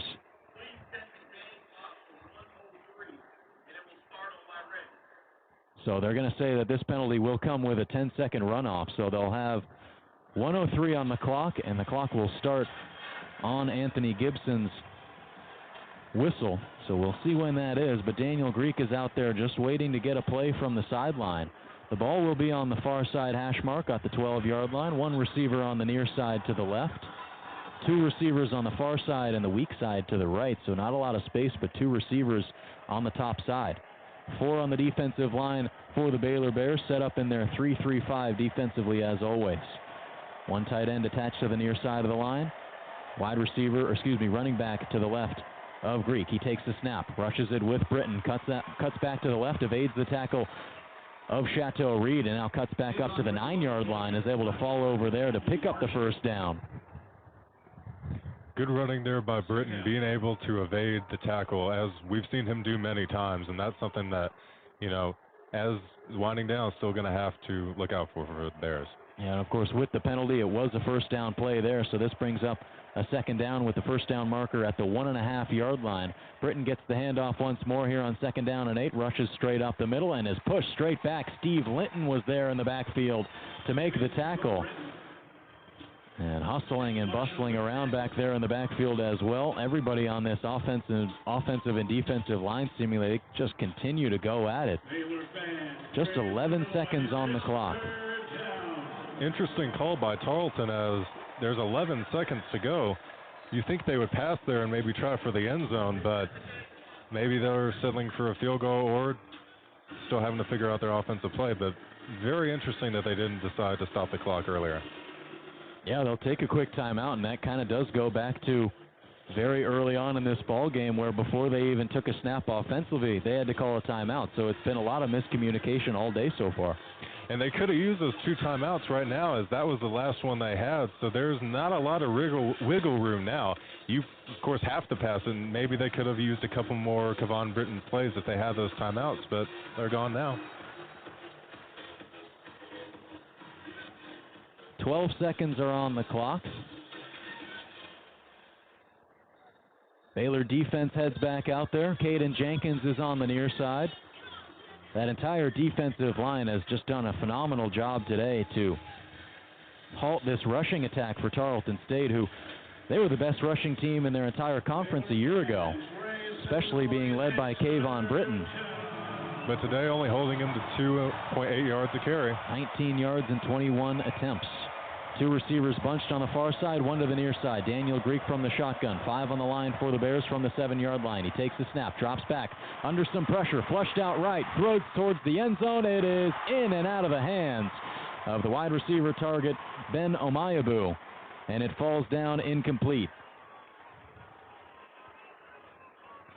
Baylor almost had a hand on it there. It looked like they could have potentially had an interception and stopped this drive, but still a good pass breakup by Lorando Johnson. Yeah, Snacks Johnson is back after transferring to Arkansas after the 2022 campaign, and he returns here in 2024 to rejoin this Baylor secondary. So it'll be a 24-yard attempt for Michael James, who was 2 for 4 in field goals last week. Now sends a bullet here, and that one misses left. No good. He is no good from 24 yards. The 3rd straight missed kick for Michael James. Missed from 28 a week ago, and now he misses from 24 at McLean Stadium, and the score stays 28-0. And that's just going to hurt, having no points in the first half, not even getting a field goal there. And like you said, the struggles from the second half of last week, including the kicking, has just continued into today. Taking a look at their last drives from last week, it was 4 punts and 2 missed field goals in that entire second half. So needless to say, they'll be looking for a bit of a different second 30 minutes in this one. Definitely some adjustments will be made. Just 2 seconds read on the clock for the Bears. Campbell Barrington was late heading out there to his right tackle position, but now he snaps on his helmet, and we are ready to go. Likely just 1 play for the Bears, 2 to the right, 1 to the left. Richard Reese in the backfield gets the handoff from Finn. He runs straight up the middle, falls over for a gain of about 4. Yates pushing him from behind, but back there to tackle him down was Brandon Tolbert. So that puts an end to the first half in the 2024 season here in Week 1 from McLean Stadium. The Bears are up 28-0. And boy, what a great first half for the Bears, Aiden. What are your key takeaways from that? I think the key takeaways are offense is firing on all cylinders. The defensive line holding Britton to that 2.9 yards a carry. Very, very important in this game, as he was the X factor going in, and so far he really hasn't done anything. And for the offensive line, they've had maybe 1 or 2 penalties, and 1 sack. But rather than that, they've opened up a lot of holes for the running back and had a lot of lanes and a lot of time for DeQuan Finn to pass. He's had a lot of time to figure out who he's going to go to today. Yeah, that's absolutely right. DeQuan Finn already today with a touchdown. It was a long touchdown run for him, 39 yards, the longest by a Baylor rusher since 2022, and it was actually Richard Reese who tore that one off, who has 11 attempts, 46 yards, 8-yard long so far today for him. But the Bears, they have a 28-0 lead, and we'll bring you some halftime updates as we continue to progress through this halftime. But the Bears headed to the locker room, and we'll take a quick break on Baylor Lariat Radio. The Bears up 28-0 through the first 30 minutes of Week 1 this season. Stay tuned for more from McLean Stadium.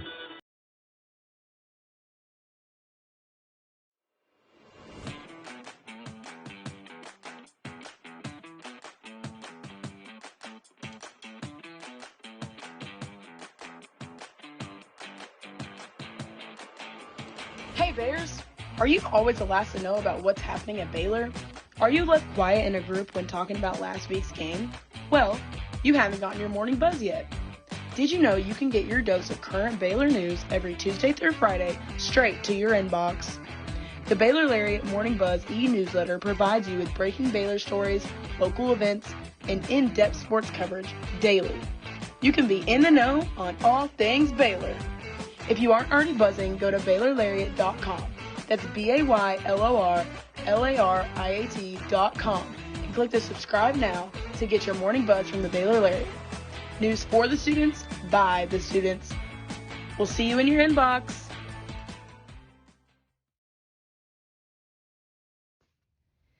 Hey there, Bears. Are you living your best life this year at Baylor? Well, we've got great news. The Baylor Roundup Yearbook has been right there with you, capturing those memories at every event. So don't forget to buy your 2022-23 Baylor Roundup Yearbook today and share your memories with friends and family for generations to come. But wait, did you already graduate? Don't worry, we've got you covered. We have yearbooks dating all the way back to 1896. So visit our website today at www.baylor.edu/roundup and order your copy. That's www.baylor.edu/ROUNDUP. Have a great year, Bears, and sick 'em.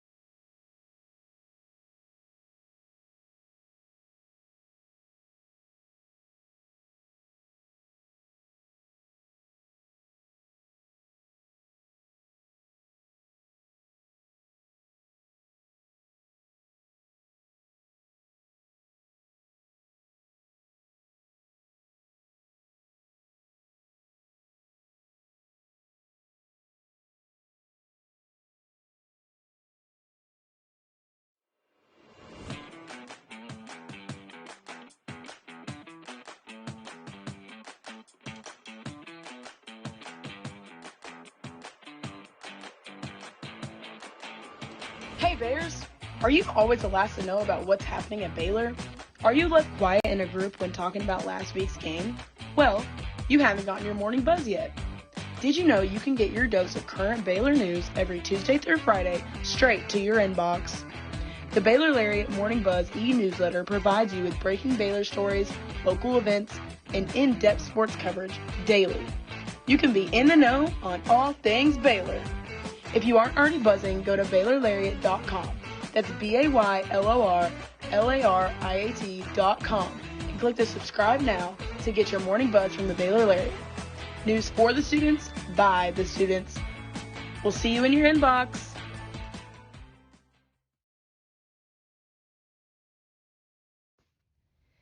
Hey there, Bears.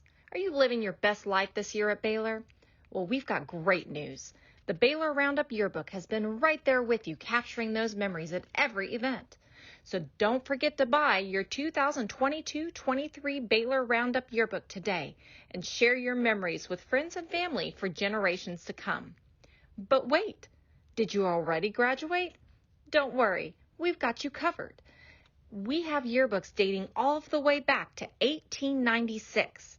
So visit our website today at www.baylor.edu/roundup and order your copy. That's www.baylor.edu/ROUNDUP. Have a great year, Bears, and sick 'em.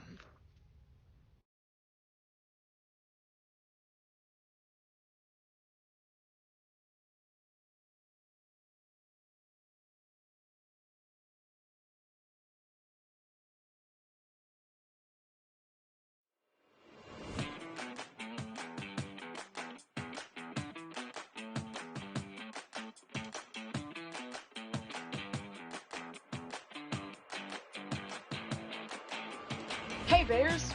Are you always the last to know about what's happening at Baylor? Are you left quiet in a group when talking about last week's game? Well, you haven't gotten your morning buzz yet.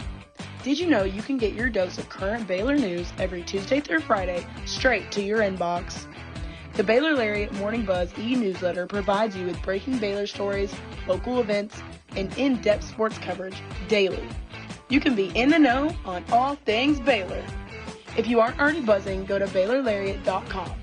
That's BaylorLariat.com and click the subscribe now to get your morning buzz from the Baylor Lariat. News for the students, by the students.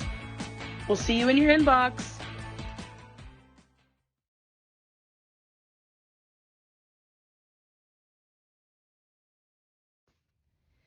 Hey there, Bears. Are you living your best life this year at Baylor? Well, we've got great news. The Baylor Roundup Yearbook has been right there with you, capturing those memories at every event. So don't forget to buy your 2022-23 Baylor Roundup Yearbook today and share your memories with friends and family for generations to come. But wait, did you already graduate? Don't worry, we've got you covered.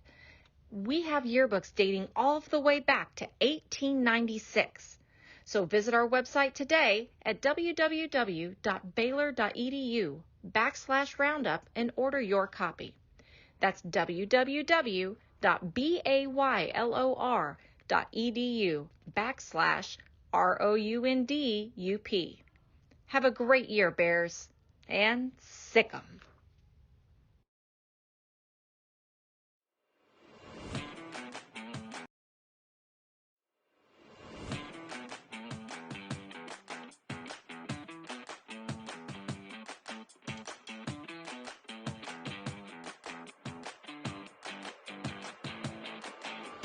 Hey Bears!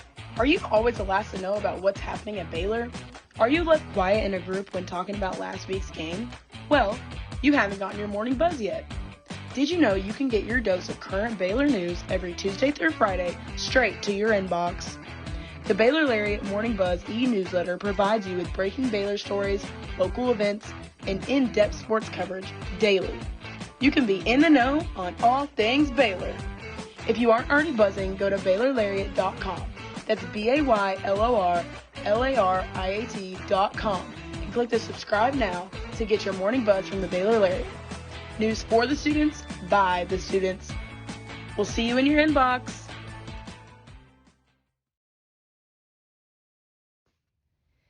Hey there, Bears.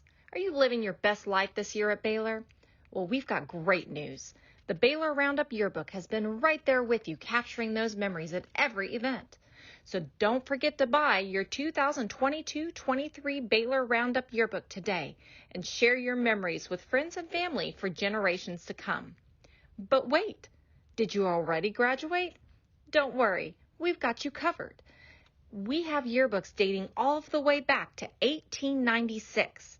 So visit our website today at www.baylor.edu/roundup and order your copy.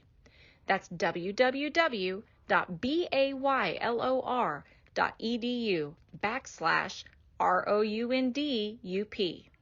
Have a great year, Bears, and sick 'em.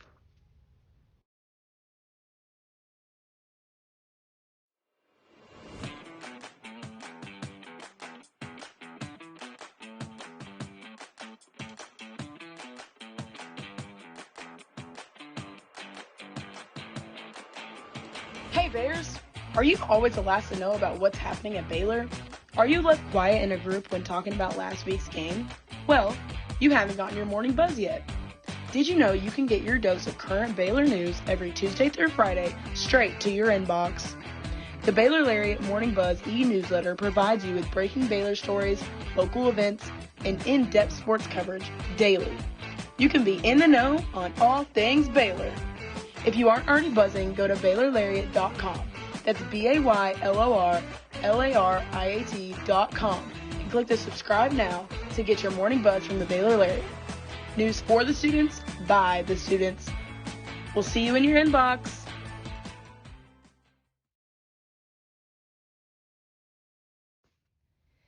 Hey there, Bears.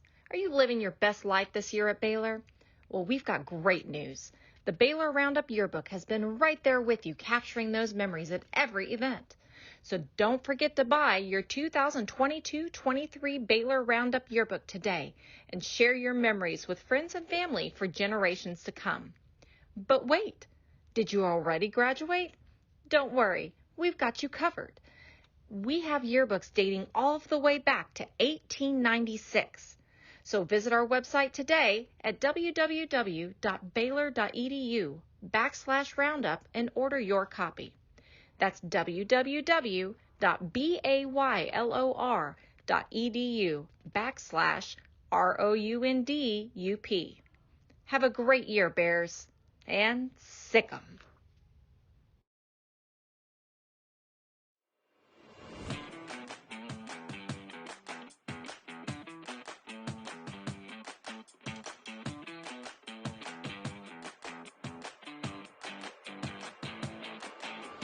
Hey Bears!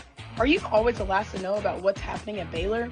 Are you left quiet in a group when talking about last week's game? Well, you haven't gotten your morning buzz yet. Did you know you can get your dose of current Baylor news every Tuesday through Friday straight to your inbox?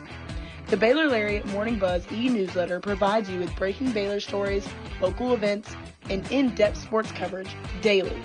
You can be in the know on all things Baylor. If you aren't already buzzing, go to BaylorLariat.com. That's BaylorLariat.com and click the subscribe now to get your morning buzz from the Baylor Lariat. News for the students, by the students. We'll see you in your inbox.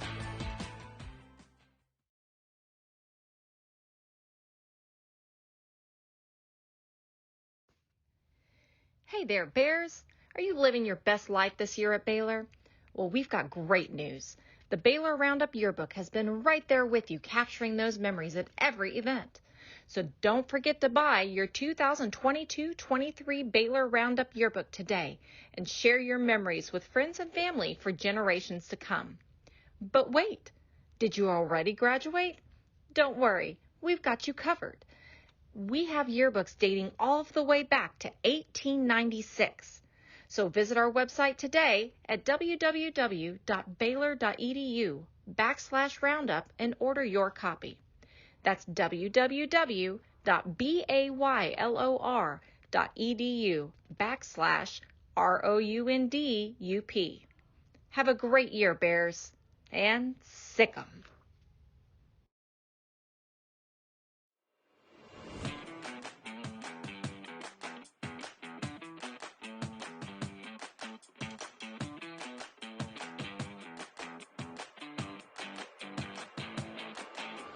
Hey Bears!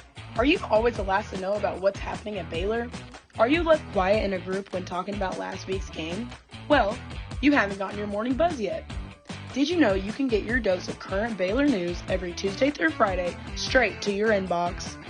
The Baylor Lariat Morning Buzz e-newsletter provides you with breaking Baylor stories, local events, and in-depth sports coverage daily.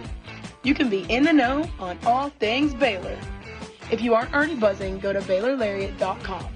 That's BaylorLariat.com and click the subscribe now to get your morning buzz from the Baylor Lariat. News for the students, by the students. We'll see you in your inbox.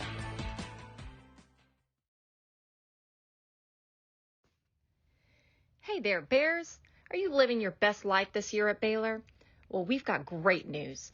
The Baylor Roundup Yearbook has been right there with you, capturing those memories at every event. So don't forget to buy your 2022-23 Baylor Roundup Yearbook today and share your memories with friends and family for generations to come. But wait, did you already graduate? Don't worry, we've got you covered. We have yearbooks dating all the way back to 1896. So visit our website today at www.baylor.edu/roundup and order your copy.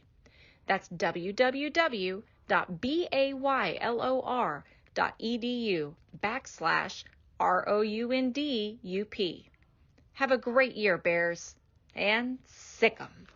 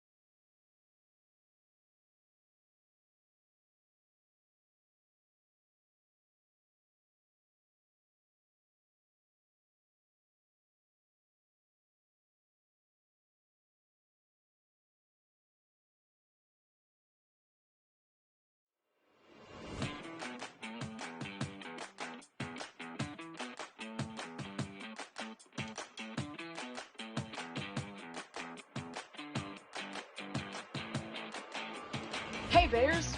Are you always the last to know about what's happening at Baylor? Are you left quiet in a group when talking about last week's game? Well, you haven't gotten your morning buzz yet. Did you know you can get your dose of current Baylor news every Tuesday through Friday straight to your inbox? The Baylor Lariat Morning Buzz e-newsletter provides you with breaking Baylor stories, local events, and in-depth sports coverage daily. You can be in the know on all things Baylor. If you aren't already buzzing, go to BaylorLariat.com. That's BaylorLariat.com and click the subscribe now to get your morning buzz from the Baylor Lariat. News for the students, by the students. We'll see you in your inbox.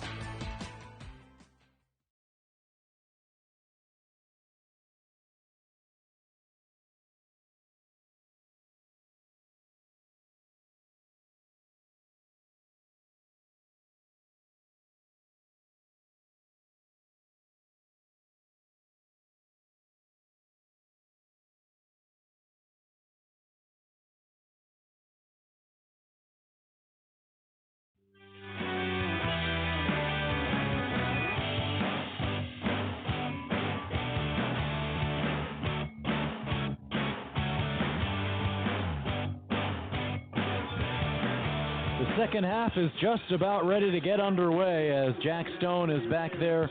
Will be kicking off from right to left. 15 on the board here in the third quarter. 28-0. The Bears lead it. And here goes Jack Stone with the right foot. Boots this one from south to north over the head of D'Angelo Rosemond and out of the back of the end zone for Tarleton State. So a great first half for the Baylor Bears, Aiden. 28-0, they lead it. It was an offensive attack both through the air, both on the ground, and really just what did you like offensively and I guess defensively from this team overall? I like getting wide receivers like Ashton Hawkins involved, Ketron Jackson, showing that Finn can throw those long air raid type passes. And then from the defense, I mean, I'll say it again, Britton has been stopped this entire game. I mean, only having 11 yards? I mean, that's crazy for somebody of his caliber. Yeah, 2.6 yards per carry right now. A guy who in his last 10 games averaged over 8 yards. Daniel Greek takes the snap, throws to the near side on the comebacker route. Darius Cooper hauls that one in. Nice grab there. 9 yards on the first play of the second half. And it is Daniel Greek who stays into the game after Jaden Pete attempted just 2 passes. One of them was taken back for 6 by Keaton Thomas. Standing in the linebacker position right now behind the 4 guys who are on the defensive line for the Bears. It's a handoff to Kayvon Britton, who runs up the middle, cuts back to the right, has some green grass in front of him, across the 50. Now he's torn down to the ground by Steve Linton. Takes him down at the 34-yard line, the longest play of the day so far for the Texans. And it's none other than Kayvon Britton. Well, it looks like one of my positives, just came out right now. Kayvon Britton finally getting that home run play. That's definitely what Todd Whitten was alluding to right there, the home run hitter type of running back that he is. They'll fake the handoff. No, he does keep it here and takes a cut back up to the right, meets the shoulders of Caden Jenkins, who was the safety on the play. That was actually Devin Lemire who stopped him in his tracks. Devin Bobby there to make the stop. Coming out with a lot of intensity these first couple plays. Really good drive for them so far. Already to the 25-yard line of Baylor. 50 yards on this drive for Tarleton State. More than they had totaled throughout the entire first half. Fake the handoff with Kelly, now throwing on the quick bootleg check down. Dawson Hurd makes the play, but quickly swallowed up by Carl Williams. Makes the tackle at the 23-yard line. 13-16 to go in the third quarter. Daniel Greek trying to push the pace, looking over towards the far sideline. The Texans are moving from left to right. Darrell Kelly checks in for Kayvon Britton. He's got 2 wide receivers on the near side to the right, 1 on the far side left. He surveys the defense, now crouches in. Moves the running back behind him. Now the pistol formation. Slaps his hands once, but doesn't get the snap. Now he does. Fakes the handoff. Looking across the middle of the field. Pass is tipped up, and it meets the green grass of the field right at the 5-yard line. Devin Bobby nearly had himself an interception, but was 2 steps too late, as that one hits right off the chest of Amayabu, the wide receiver, who was just running a quick 10-yard post there. Wasn't able to haul it in, so it'll be a 2nd down and 10, still from the 23-yard line. Greek, 2 receivers to his left. Kelly in the backfield to his left. From the right hash and the 23-yard line. 1 receiver on the near side. Right, it's Darius Cooper. Takes the snap. Near side handoff with Kelly. He runs straight up the middle in between the hash marks, being pushed around by Cooper Lance. Carl Williams was in there as well. They combine on the tackle as he gains only about 2 yards. And from the 21-yard line, they'll have a 3rd down and 7. And Cooper Lance, one of those guys last year who started the entire year, somebody that's been very much an integral part of this game. Linus Noel has also been in there a lot. 6'2", 337-pounder from Houma, Louisiana. 4 on the defensive line for the Bears, 2 on the near side, 1 on the far. As it's a fake handoff to the running back. Greek keeping it, running up across the near sideline. Steve Linton drags him down by his ankles. Great play by Steve Linton, who has just continued to make a bunch of plays on this defense today. Stops Greek in his tracks. He only gains 2 yards. And it'll be a 4th down and 4. They send out the kicking unit. And this is not going to be the regular kicker for Tarleton State. This is actually the punter. So after 3 straight misses from Michael James, it's Adrian Guzman with this 34-yard attempt from the near right hash. Sends it end over end, straight up and through. He splits the uprights. And the first kick of the young season for Adrian Guzman, the punter, is good. So the first points are on the day so far for the Tarleton State Texans. 28-3 is your score. Obviously not a score that you really want to hear all the time, but with 11:23 left and the way that this offense has been playing, Aiden, the Bears are in a great spot right now. Hey, there has been comebacks to 28-3 before, like that Patriots-Falcons Super Bowl. But, Britton, he had his first home run play, and I think getting him the motivation, getting that home run play is very good for them. And Daniel Greek has been looking really good these past 2 drives for Tarleton. And so hopefully the next drive they can finally finish and get a touchdown, so for them to get that momentum, because if they don't get a touchdown next, I think it's going to be really hard for them. Now when you take a look at this second half, 28-3 the score right now, but you still got a lot of ball to be played, and this is a game where a lot of Baylor fans likely would say it's not a very successful game if you're only scoring 28-35 points. So what do you still want to see from this offense throughout this second half? Just see what everybody can do, what your depth receivers can do, and really show that, hey, we can keep this tempo up. We're not just going to sit on our lead. Like Matt Jones was saying before the week, we've got to come out and we've got to keep that lead. We've got to step on their throats, basically. You've got to keep that mentality and know that you won't let your guard down. And even 3 points, they're going to take that personal and be like, you won't get any more points on us, on Baylor. Yeah, that's right. And I mean, defensively for the Bears, they've done a great job. But when you take a look at the start of that second half, that's really not what you want to see. A big chunk play offensively to start off with the throw to Darius Cooper, and then a long rushing play where a lot of guys missed assignments on the misdirection run there. So defensively, what are you looking at and seeing from these guys in terms of making tackles throughout this last 30 minutes, or I guess now 25? Just making sure that Britton is a shifty running back and making sure that you don't get fooled by that juke or that stutter step, and just getting him down. You cannot let him break one tackle, give him momentum to keep going forward, because a lot of times that can give that player confidence. Man, you just whiffed on me, and now I'm going to go for another 30 yards. So to not have those mistakes, not have broken tackles is imperative for the defense for Baylor. Kind of going off that, to keep them at 3 points on the board or to keep them below double digits, how big is that going to be going into next week against likely the best team in this conference, Utah? I think it's very big for a team that, you see Utah, who's number 12, and then you have Tarleton State, who's just starting to come into more of these higher level games like this. In Baylor's mind, you have to win this game by a landslide. You have to score maybe more than 28 points in the second half to really prove that, you can take on Utah. And something that they're definitely going to be wanting to do is getting a lot more guys into the game. During Dave Aranda's press conference earlier on this week, he didn't talk too much and didn't give away too much, but I think that what that should tell you as a Baylor fan is that he's not trying to give away that much ahead of Tarleton State, with Utah looming the next week, and of course with Air Force and Colorado also in the schedule moving on past that. So you definitely want to keep your plays and keep your cards close to the vest on that, not give away too much in terms of film that the Utes can try to take advantage of next week. But the Utes with a win already this season, and now the kick is away towards the Baylor sideline. Quick chip shot to the 29-yard line. Josh Cameron hauls it in, cuts up to the 36-yard line. So it gets about 4 yards there on the return. And with 11:19 to go here in the third quarter, the Bears will take over in their own territory. But the Bears, one thing they haven't done so far today, start a drive within their 30-yard line. Very impressive by the Bears today. We'll see what they can do being this far back. 36-yard line for Daquan Finn. They're moving from right to left, from south to north. He slaps his hands, but just going with the hard count there as Kelsey Johnson attaches to the near side part of the line. Handoff with Dawson Pendergrass straight up the near hash. He's pushed straight back. Chisholm is in the backfield to push back on him. Ty Rawls is also there. And those have really been the guys defensively for the Texans that have made a difference today in stopping this run approach for the Bears. But now with that rush, Bears over 105 rushing yards today.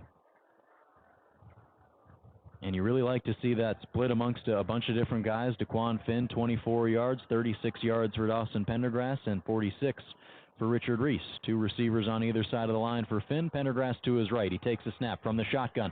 Under some pressure, he heaves that one towards Pendergrass on the far side, makes one man miss, cuts back up to the 37-yard line.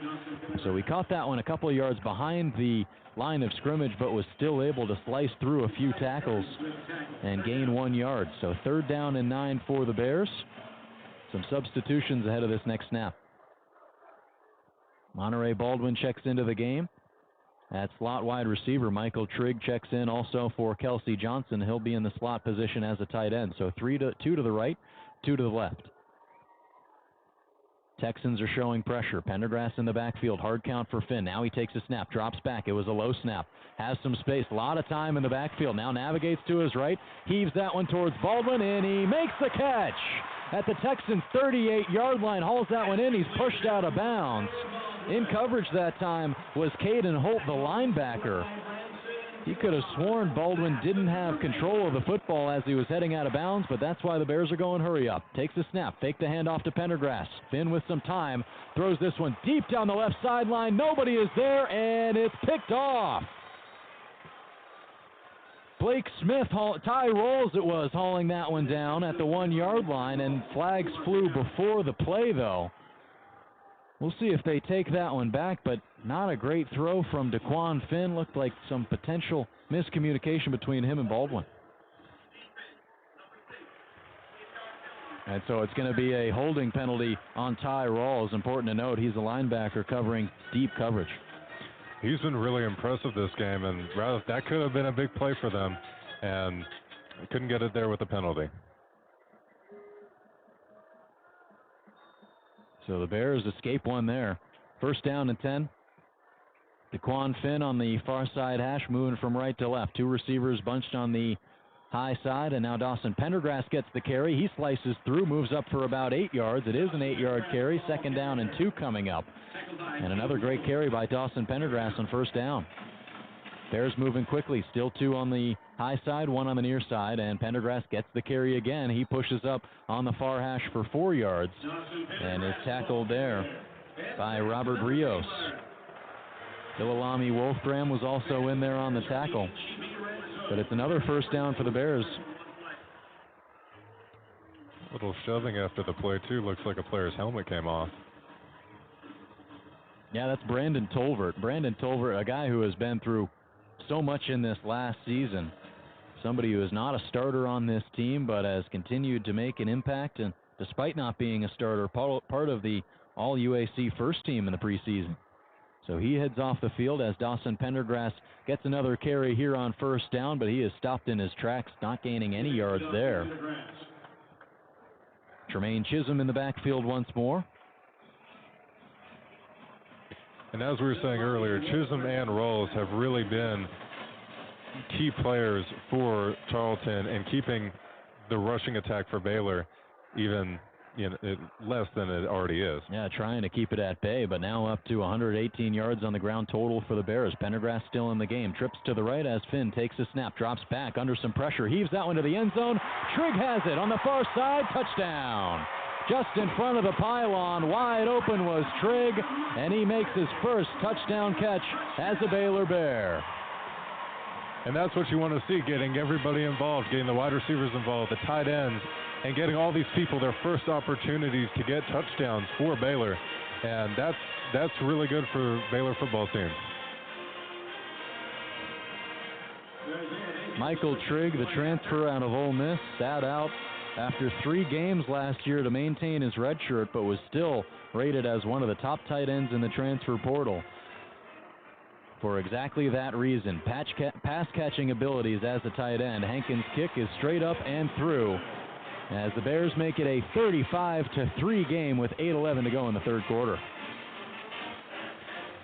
Yeah, they did a really great job on that drive, keeping the tempo up, keeping things going, and not slowing down just because they have a lead.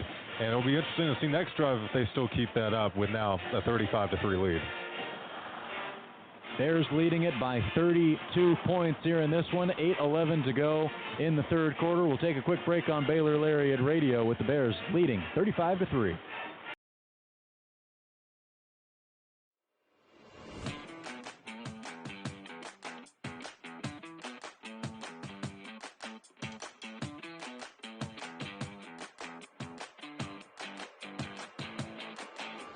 Hey Bears!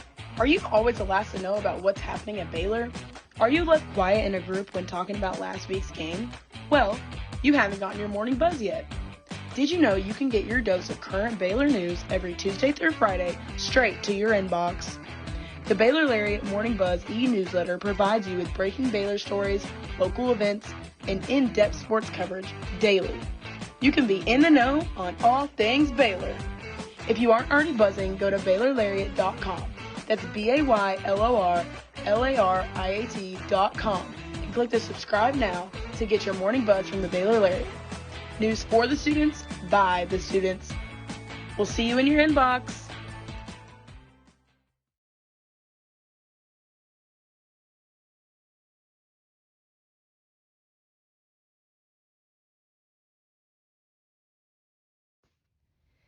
Hey there, Bears. Are you living your best life this year at Baylor? Well, we've got great news. The Baylor Roundup Yearbook has been right there with you, capturing those memories at every event. So don't forget to buy your 2022-23 Baylor Roundup Yearbook today and share your memories with friends and family for generations to come. But wait, did you already graduate? Don't worry, we've got you covered. We have yearbooks dating all the way back to 1896. So visit our website today at www.baylor.edu/roundup and order your copy. That's www.baylor.edu/ROUNDUP. Have a great year, Bears, and sick 'em.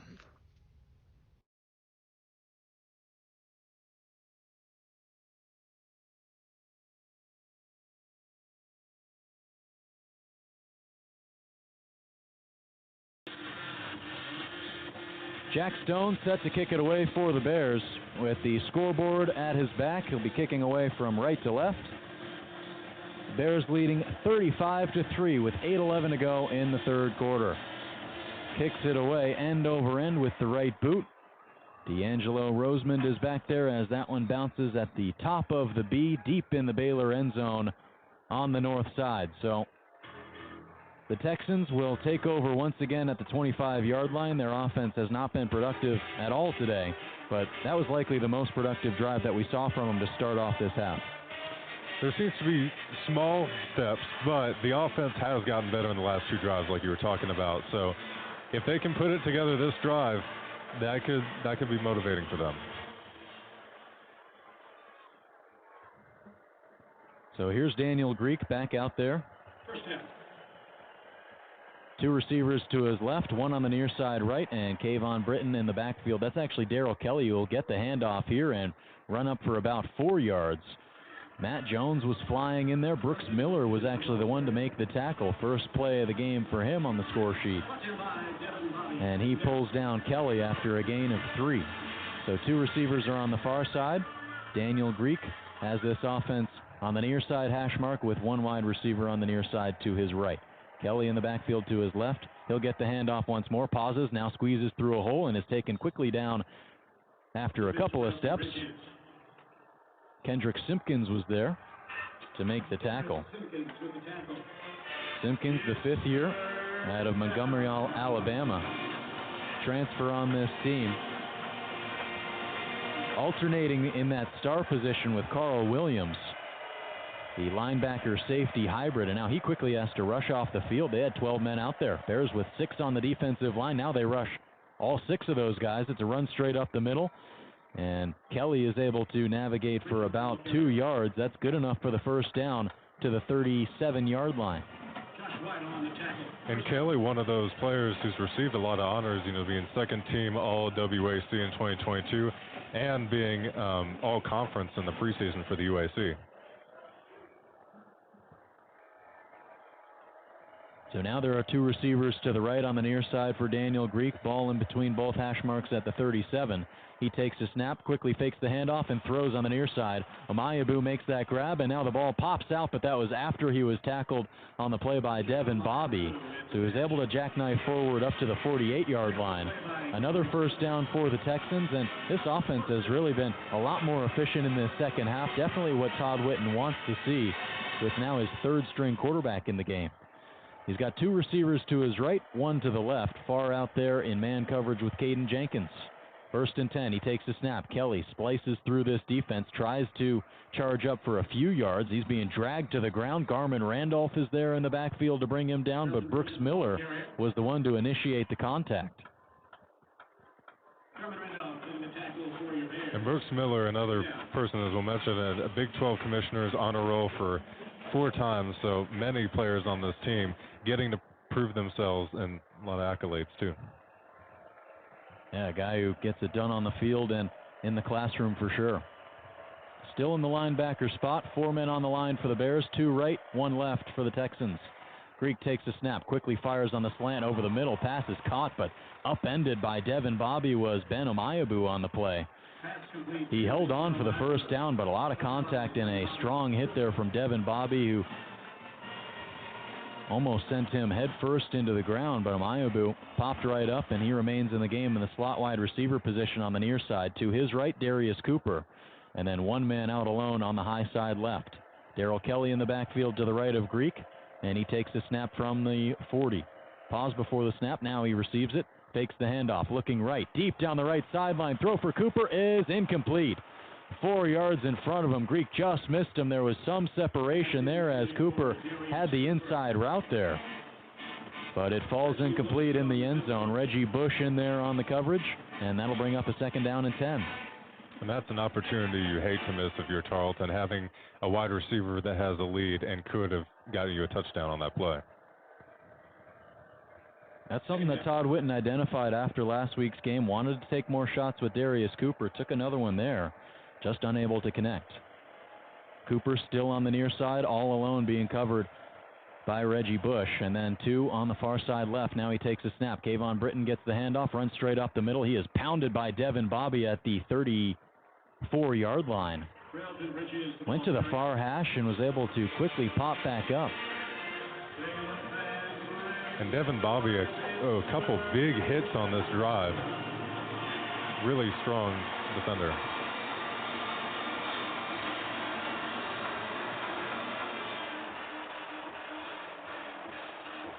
Tight end attached to the right side of the line for the Texans. Quarterback in the shotgun formation. 2 receivers bunched to the far side. 1 to the near side right is Darius Cooper. Greek takes the snap, hands it off, running straight up the middle. Running back trying to slice through, but he's taken down by Brooks Miller. Garmin Randolph was also there, as well as Treven Ma'ai. Jackie Marshall with the tackle. But Jackie Marshall, they're going to say, is the man who brought him down. Jackie Marshall, just his second start at Baylor in his 4th year. A guy who has tallied 12 games through 3 seasons. Suffered an injury last spring, wasn't able to play throughout the 2023 season. But now back in there in 2024. 2 receivers to the right of Greek, 1 to his left, and from the far side hash takes a snap. Design bootleg run, throws to the right side, just out of the reach of Amayabu, and incomplete. So the Texans went for it on 4th down. They're unsuccessful. A lot of high passes by Daniel Greek in the past drive, like the slant for Amayabu and the recent one to the sideline.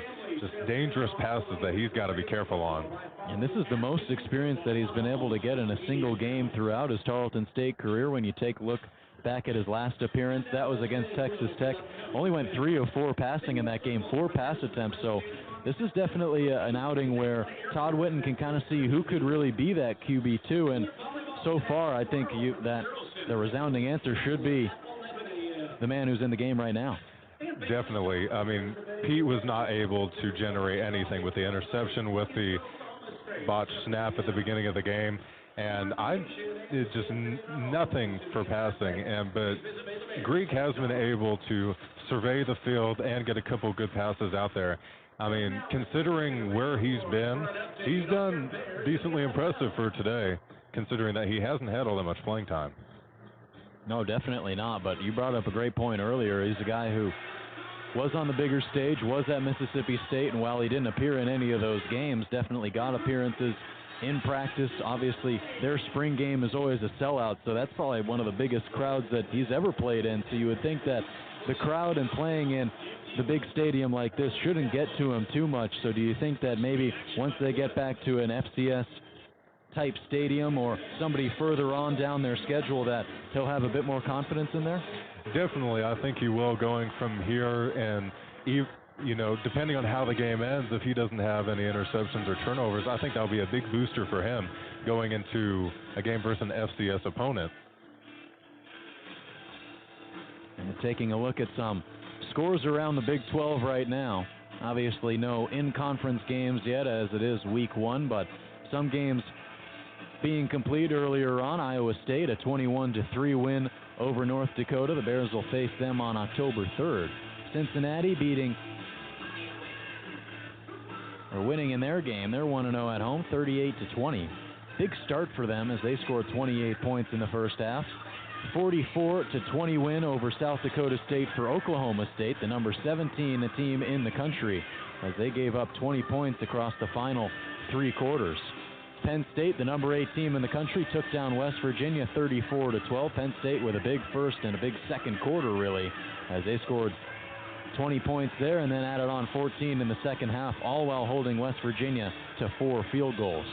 Still some games yet to be played. Wyoming at Arizona State at 9:30, New Mexico at Arizona, and boy, how awesome is that with Pac-12 at night obviously being gone with the end of the Pac-12, but still being able to watch Big 12 games at night at 9:30 tonight, Arizona State and Arizona. Definitely more football is a better thing for sure. More football to be played here at McLean Stadium as well. 3:30 to go in the third quarter. DeQuan Finn in this offense sets up at the 33. 2 receivers to his right, 1 to the left. Now he takes the snap, fakes the handoff with Reese, throws down the right sideline, passes, caught by Jaden Porter. Did he keep his feet in? They say he did. Oh, what a grab by Jaden Porter, the freshman wide receiver out of Lorena. His second catch today. Such an exciting play. That was a circus catch. That was amazing. First down, Bears at the 46-yard line, and whistles before the snap to DeQuan Finn. And that play will be under review. But what a grab from Jaden Porter. Just amazing, like his ability to get up there and still with the contact coming down, being able to hold on to it. Yeah, taking a look at that video board at McLean Stadium, it looks like he might have got a foot in. It looks like he got that right foot in. He honestly might have got the left one in too. It's just a question of, did he maintain control of the ball? Or if that left leg hit out of bounds before that right foot touched down, and no, I think bang bang play. Ooh, they might have to look at the knee. Yeah, that left knee comes down in the white. On the far side, that was right around the 43-yard line, but also the right foot touches the green grass pretty much simultaneously there. And it looks like he maintains control of the ball the whole way through, so a quick decision here for the referee staff as the headset comes off, and we have a decision.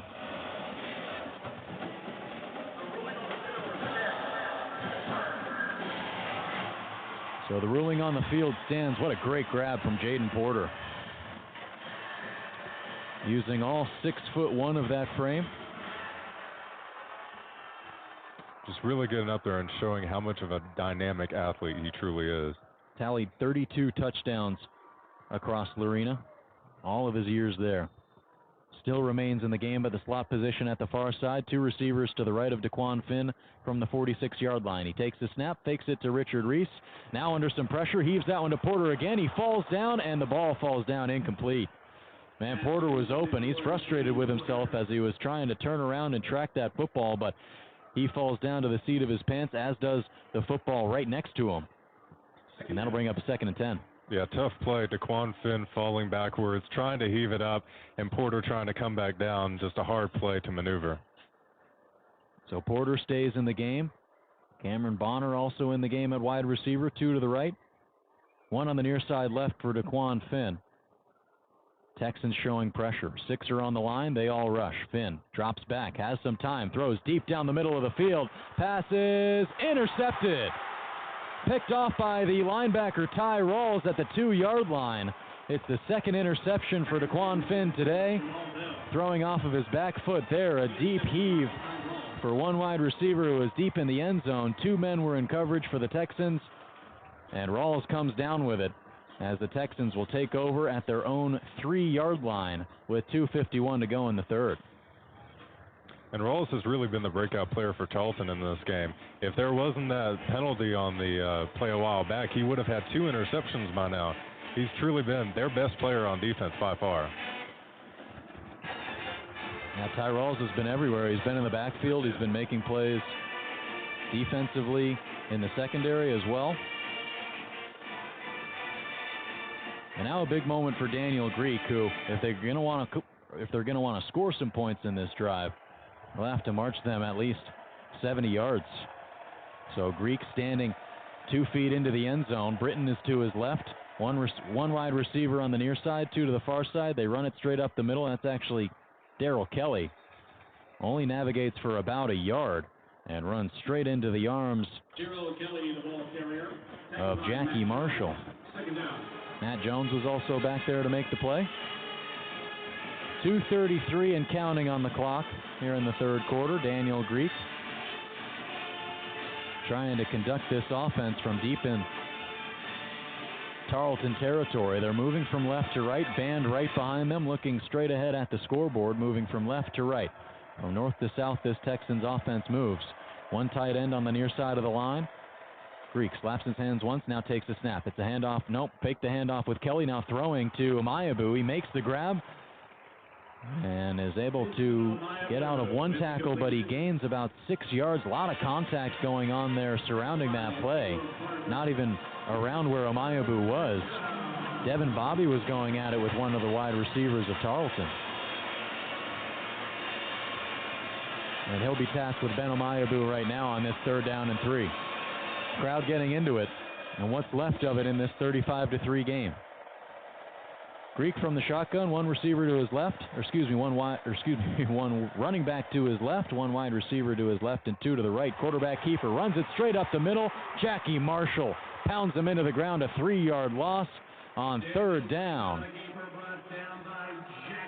And a quick end to that drive for the Texans, 1:14 and counting in the third quarter. And that's something definitely off of, you did not want to have an interception then allow Tarleton to get any points if you're Baylor. So going back on offense, we'll see if they keep Daquan Finn out there to try to get more confidence and not end on such a sour note.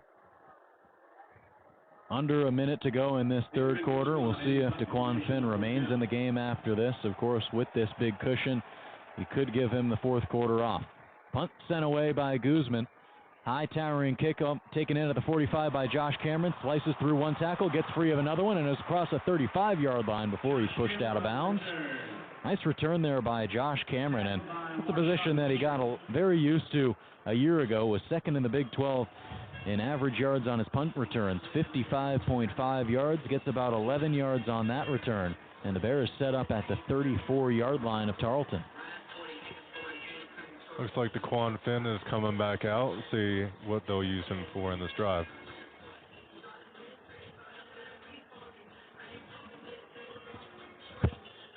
Bears will be moving from right to left. Daquan Finn on the far hash, the right hash, with 3 receivers in a bunch formation on the high side. One receiver in man coverage on the near side to his left. That's Hal Presley. One running back to his right is Richard Reese. He gets the handoff and is quickly tackled in the backfield, dragged to the ground, and a loss of 2. Cayman Lane was back there to make the stop. First big play of the day for Cayman Lane. And the Bears lose 2 on first down. So 2nd down and 12, clock still moving, under 20 seconds to go in the third. Finn takes the snap, and it's another handoff for Richard Reese. Squeezes through the A-gap, runs across the 25-yard line down to the 11 where he's pushed out of bounds. A big run for Richard Reese, his biggest of the game. Nearly broke free for 6, but he takes the Bears to within 10 yards of another score. I'll actually put that at the 12-yard line. And that's going to put an end to this third quarter. So what a way to put an end to that third quarter. A run torn off by Richard Reese is able to put the Bears at the 12-yard line, 35-3. They lead it. And when we come back, the Bears will be playing in the fourth quarter for the first time in this 2024 season, up 35-3 here on Baylor Lariat Radio.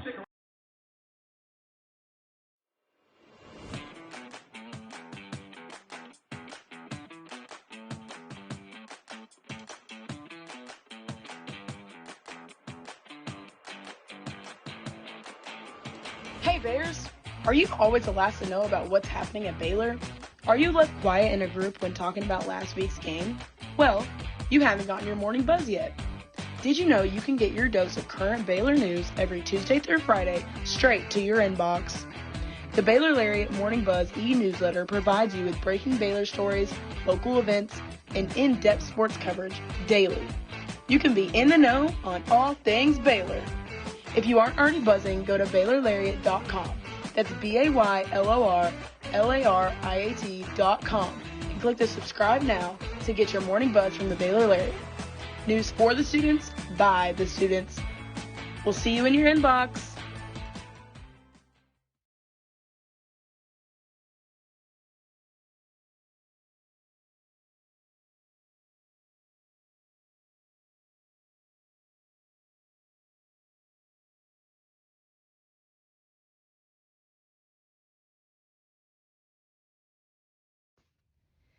Hey there, Bears.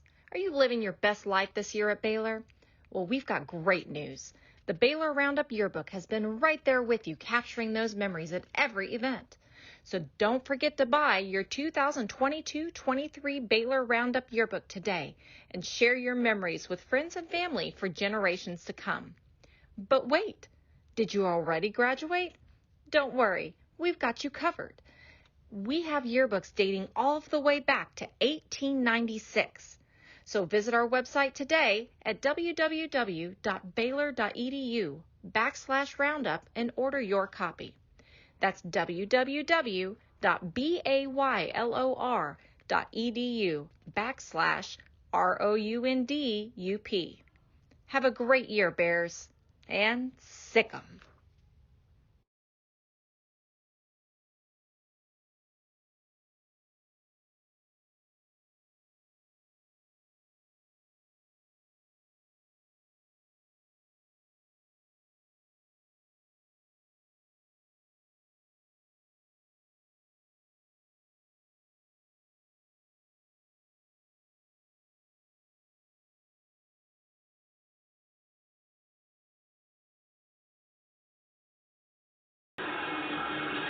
Fourth quarter is just moments away from McLean Stadium as the Bears are leading 35-3. For the first time, we bring you Baylor football from McLean Stadium this season. Joe Pratt, Aidan O'Connor with you. And Aidan, this is your first Baylor game as a student. How has it been?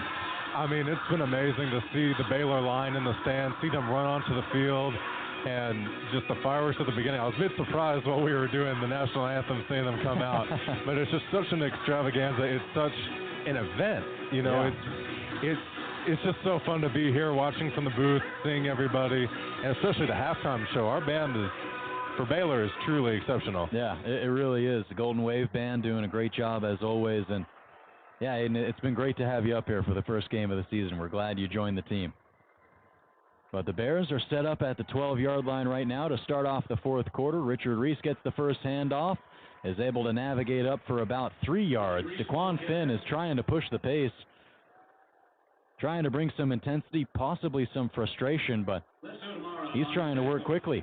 2 receivers on the near side right now. He's throwing there deep to the end zone. Presley is going to be incomplete. The pass was swatted away by the cornerback who was covering Josh Cameron. So a great heads-up play by the cornerback there. It looked like in coverage. Yeah, that was Cassius Kearns, that interception earlier on today, and just a heads-up play by him. Yeah, Finn has to be careful, knowing that last drive was an interception. Can't be too impatient trying to get another touchdown to get something positive going. Have to be patient. Bears moving from left to right. from the 5-yard line, running with Richard Reese up the middle. He charges ahead for 1 yard. A lot of contact going on pretty much everywhere on the field. Hal Presley was just in a wrestling match in the end zone with, that was Cayman Lane, the linebacker. Not a guy that you want to tussle with in the end zone for sure. 6 feet tall, 235 pounds, but there's just been chippiness. We've been talking about it all day, Aiden. Chippiness before and after every single play. I mean, there's been plenty of shoves and jawing every single quarter. I mean, it's definitely a lot of tension between these two teams. 2 wide receivers to the right on the near side, 1 on the high side left. Finn takes a snap, takes the handoff, looking left, now under some pressure, moves up in the pocket, throws behind Josh Cameron. Cameron on the crossing route threw it just behind him, did DeQuan Finn, so it falls incomplete, and for the first time today, the Bears will trot on their kicking unit. Seemed like there was a miscommunication there with Finn, thinking Cameron was going to be a little closer to him to throw that ball, but there's been some mistakes by Finn recently with that interception with this drive, missing two passes in the end zone, so who knows, maybe the lead got him a little comfortable. And so we'll see if they bring him out next drive, try to get something positive going. Yeah, I mean, especially when you see reps like that, it might tell you that you want to bring in a different quarterback or keep in the same quarterback. But I think for DeQuan Finn, what he really needs with this offense is live action reps, in-game reps. I mean, we've been talking so much about how this is a brand new offense with a lot of wide receivers who have been here for a while. So what do you think that means to have some sort of veteran presence around him with the tight ends, with the wide receiver core, and to bring in a veteran quarterback from the transfer portal in DeQuan Finn? I think it is really important to this team, a team that last year, like we said, especially, they had the most starters that were freshmen in the Big 12, just having that experience there. And then, too, you can have experience, but then you haven't played together. So like you said, getting those reps, getting time together to build, hey, I have this experience from Toledo, and then Michael Trigg being like, hey, I have this experience from Ole Miss, and bringing that all into a cohesive whole. And I think that's something that happened with the offensive line as well. You see a couple of different transfers on this team. Omar Abedian, Sidney Fugar, Campbell Barrington is a returner, Colton Price as well, and Alvin Abasale. So what do you think that says for that unit, with all their struggles last year, to get some new faces, to get some new perspectives in there? What do you think that means for that room?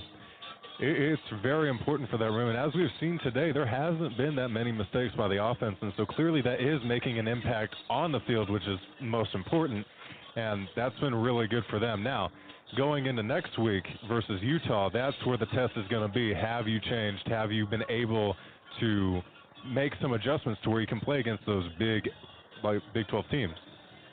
Big, strong Big 12 teams like Utah, likely the best in the Big 12.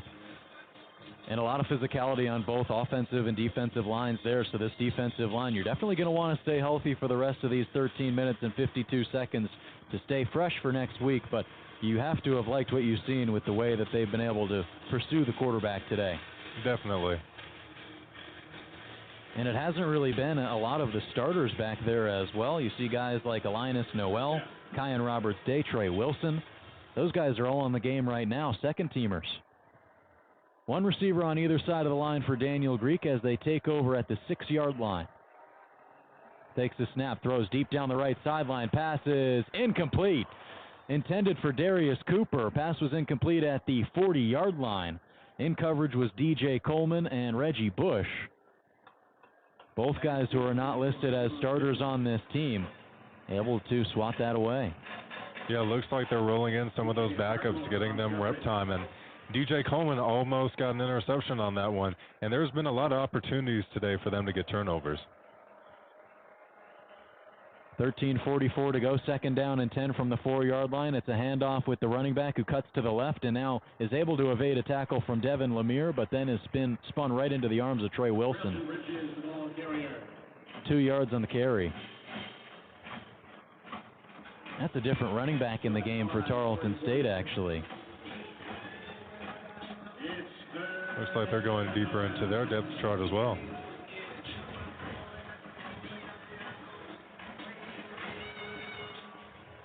It was Bridges in the backfield. He is being replaced by Darrell Kelly, who stands to the right of Daniel Greek. 3rd down and 9 Receiver on either side of the line on the left hash. They're moving from right to left and from the shotgun. Greek slaps his hands, doesn't get the snap. Now he does. Darryl Kelly gets the handoff. Now cuts to the right side, trying to break it out to the outside, but he's smothered. In the backfield, Devin Lemire was there to tackle him down. Darryl Kelly loses a yard on the run, and it'll bring up a 4th down and 9. And for a defense that has a lot of their substitutes in, that's a good drive for them and a lot of good reps and not even letting them get in the first down. No, a 3 and out. Texans once again. They didn't gain a single yard on that series. Adrian Guzman is standing at the fork of the Y in the middle of the Baylor end zone. Now sends this one away. High towering kick down across the 45-yard line. Takes a hop, hits one of the special team members, and now Josh Cameron has it. Runs across the 46-yard line, but he's tripped up by Ty Rawls. Otherwise, Josh Cameron would have been able to tear off a big chunk of yardage down the near sideline. But instead, the Bears will set up this drive right around the 46-yard line, leading this one 35-3. We'll take a quick break from McLean Stadium as you're listening to Baylor football on Baylor Lariat Radio. Hey there, Bears. Are you living your best life this year at Baylor? Well, we've got great news.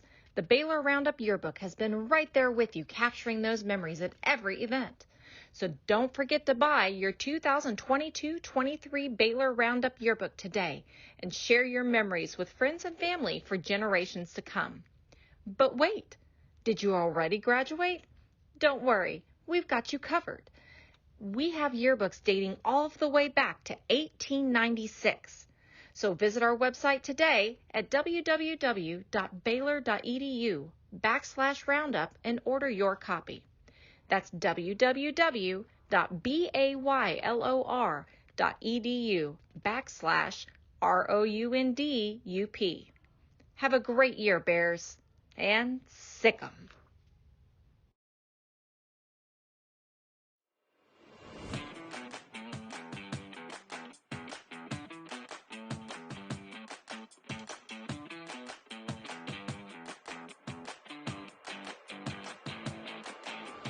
Hey Bears! Are you always the last to know about what's happening at Baylor? Are you left quiet in a group when talking about last week's game? Well, you haven't gotten your morning buzz yet. Did you know you can get your dose of current Baylor news every Tuesday through Friday straight to your inbox? The Baylor Lariat Morning Buzz e-newsletter provides you with breaking Baylor stories, local events, and in-depth sports coverage daily. You can be in the know on all things Baylor. If you aren't already buzzing, go to BaylorLariat.com. That's BaylorLariat.com and click the subscribe now to get your morning buzz from the Baylor Lariat.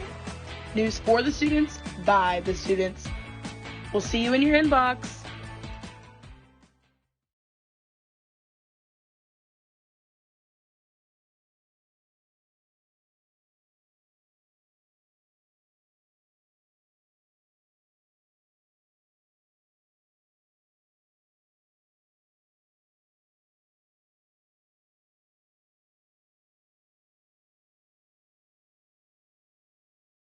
Yep.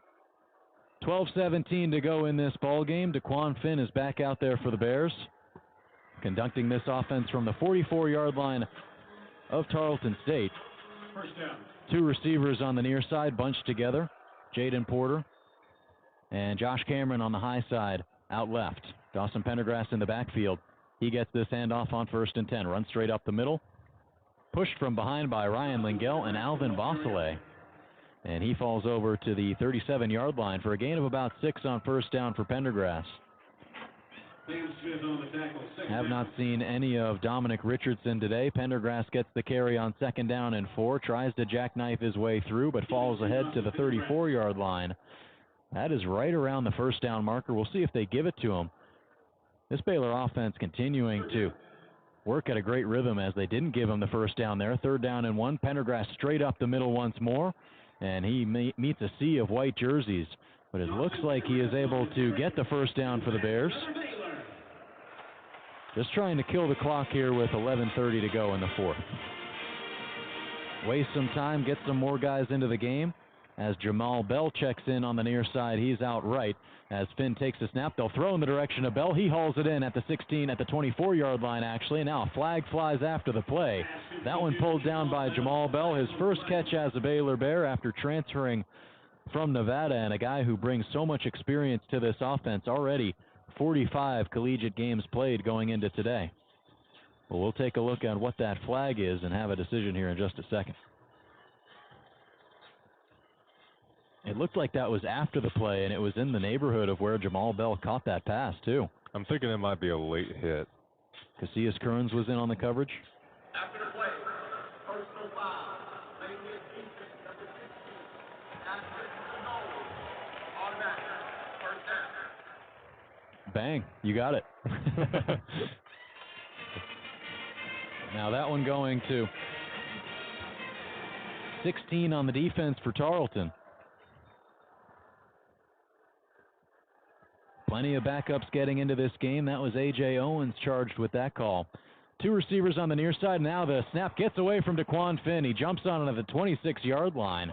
Just didn't see that one in right from Colton Price. Those guys, the starting quarterback, starting center for 3 full weeks now, but unable to find the mark there on that snap, and the Baylor offense backed up 12 yards. So second down and 22 from the 24, 10:40 on the clock, still moving. Two receivers on either side of the line as this offense continues to move into the red zone from left to right. Porter motions from the slot right to the far side left. Finn takes the snap, drops back 3 steps, throws over the middle to Josh Cameron. It's in and out of his hands. Dropped that one right at the 15-yard line and nearly deposits it into the arms of Ty Rawls, the linebacker. But he was unable to come down with it. It'll still be 3rd and 22.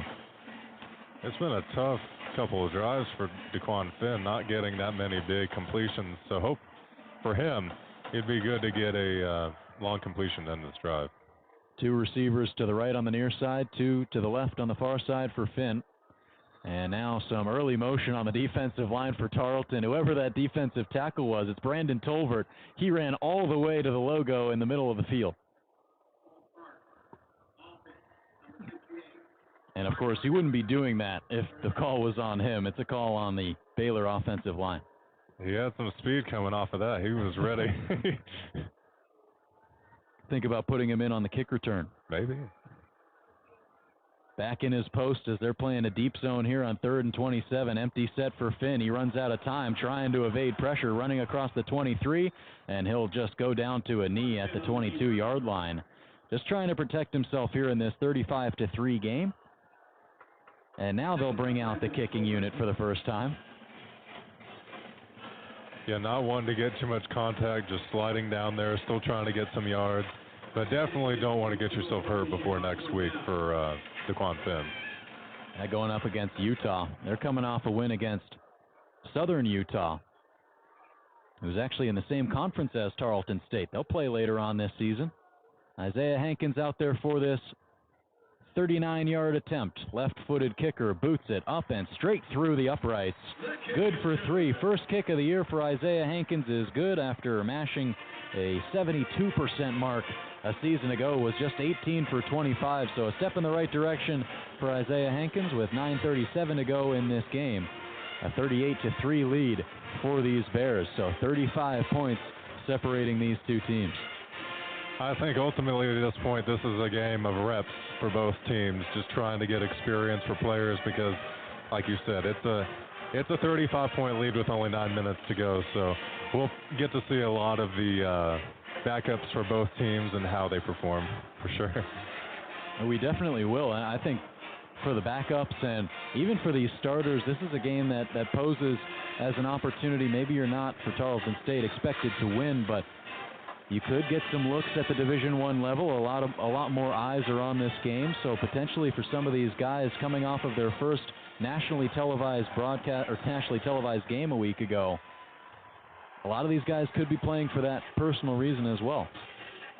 Just getting a touchdown would be very big for Tarleton. It would be huge, and that's what they're going to be trying to do here, as that one's end over the head of D'Angelo Rosemond and out the back of the end zone from north to south. So Tarleton State will be taking over at the 25-yard line. They'll be moving from right to left with the scoreboard right behind them. So what can we expect from Daniel Greek here? With this offense, it's been a lot different in this second half compared to the first. Definitely. A lot of trying to get deep throws going, knowing that the running game isn't creating all that much, and trying to get, Daniel Greek to get some long pass reps. And so I'm sure we'll see that this drive, especially to Darius Cooper, if he's still in the game. Yeah, it looks like Cooper is in the game. He's on the near side left, being covered by LeVar Thornton. Bunch set of wide receivers on the far side right, but it's a run play with Darrell Kelly, who runs and cuts back up to the middle and cuts to the left side of the near hash mark, but is taken down from behind by Jackie Marshall. Almost had an opportunity there to get some more yards, but Marshall really fast in getting him to go down before he could get anything else. So still two wide receivers on the far side to the right of Daniel Greek as the ball is on the left hash. 2nd down and 7 from the 28-yard line. 9:09 to go in this game. Greek takes the snap. Delayed handoff to Darrell Kelly, who pauses behind the line and now runs, being chased by Brooks Miller. And after a 1-yard gain, Miller drags him down to the ground, but flags do fly in the backfield, and we'll see who this goes against.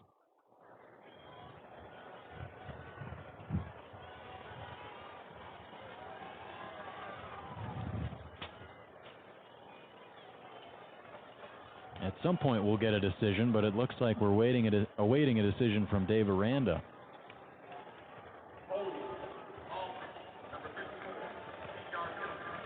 And so the Bears will accept. That'll back up the Texans offense 5 yards. 2nd down and 12 from the 26. Excuse me, that's going to be the 23. The 18-yard line, actually. We were getting there.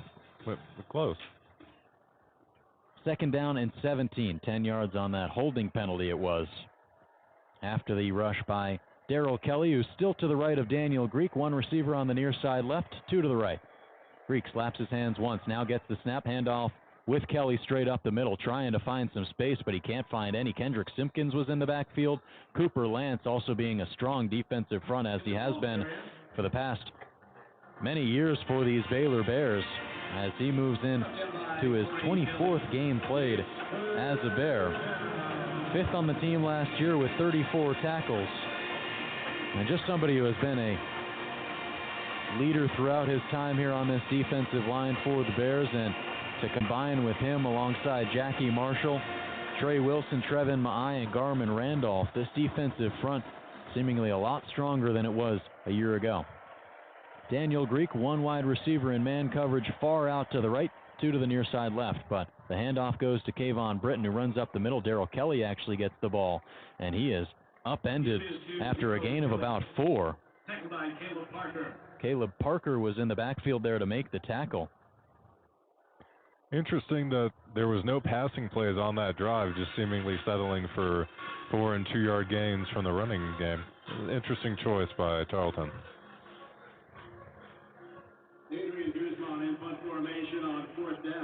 Well, Todd Whitten obviously competing for an FCS postseason spot. To do that, going to have to win about 8 games. As the 4th and 11 play is a punt. Guzman's kick is end over end into Baylor territory, takes a hop at the 42-yard line, continues to roll. They'll watch it roll all the way down to the 33 and pick it up there with 7:04 on the clock in the 4th quarter, but there is a flag down. A lot of contact moving down the field, as there has been for every single play so far in this game, but we'll see what this decision ends up being, Aiden. Looked like it might be some unnecessary roughness from Baylor or Tarleton. There was some pushing there at the end for sure. Somebody was on the ground. So we shall see who it is. Anthony Gibson not yet made a decision on that. LeVar Thornton Jr. seemed to be involved with whatever was going on there. I don't know about the Tarleton player, but Thornton could be the one penalized. You know, Dom Richardson has been on the sideline this entire game. He's in full pads, all his gear and ready to go, but we have not seen him in a single play in this game. I think that's potentially one question mark moving forward, but we do have a decision.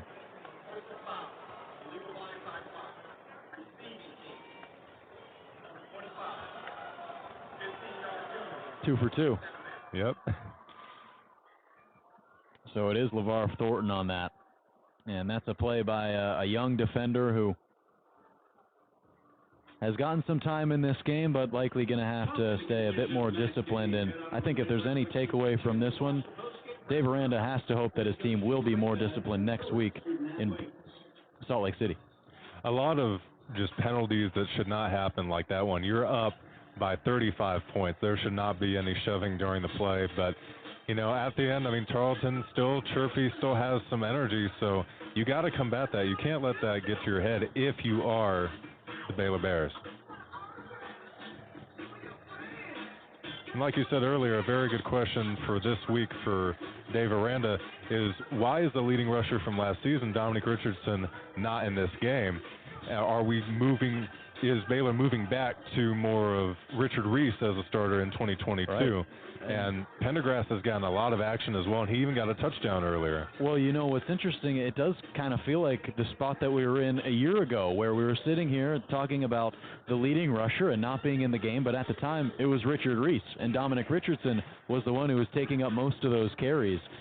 But I think one thing that maybe we haven't mentioned, Dominic Richardson did battle some injuries throughout the spring, throughout the fall, so he has been questionable moving into August and throughout fall camp, but you still would have expected to see him at least once or twice in this game, given the fact that your other running backs are injured right now. Bryson Washington, who was a difference maker at Franklin High School, but hasn't been too much of an impact here at Baylor, but you know that he is a talented young running back. And to go along with that, Dominic Richardson also out, and you also have your fifth running back, the freshman, Joseph Dodds. He's not available in this game as well. He's in a jersey and sweatpants on the sidelines too. So when you look at this running back core, is that something that maybe you could be worried about moving forward? Potentially, but today Pendergrass and Reese have been strong, but you've got to be worried if you're a Baylor fan if one of those guys do go down, because why is Richardson not playing? Are they waiting to see if he, you know, has anything show up in practice, make sure he doesn't get injured? Because, I mean, only having two running backs, that's concerning. Even though they are playing pretty well with Richard Reese getting 5 yards a carry today, that's still a point of contention.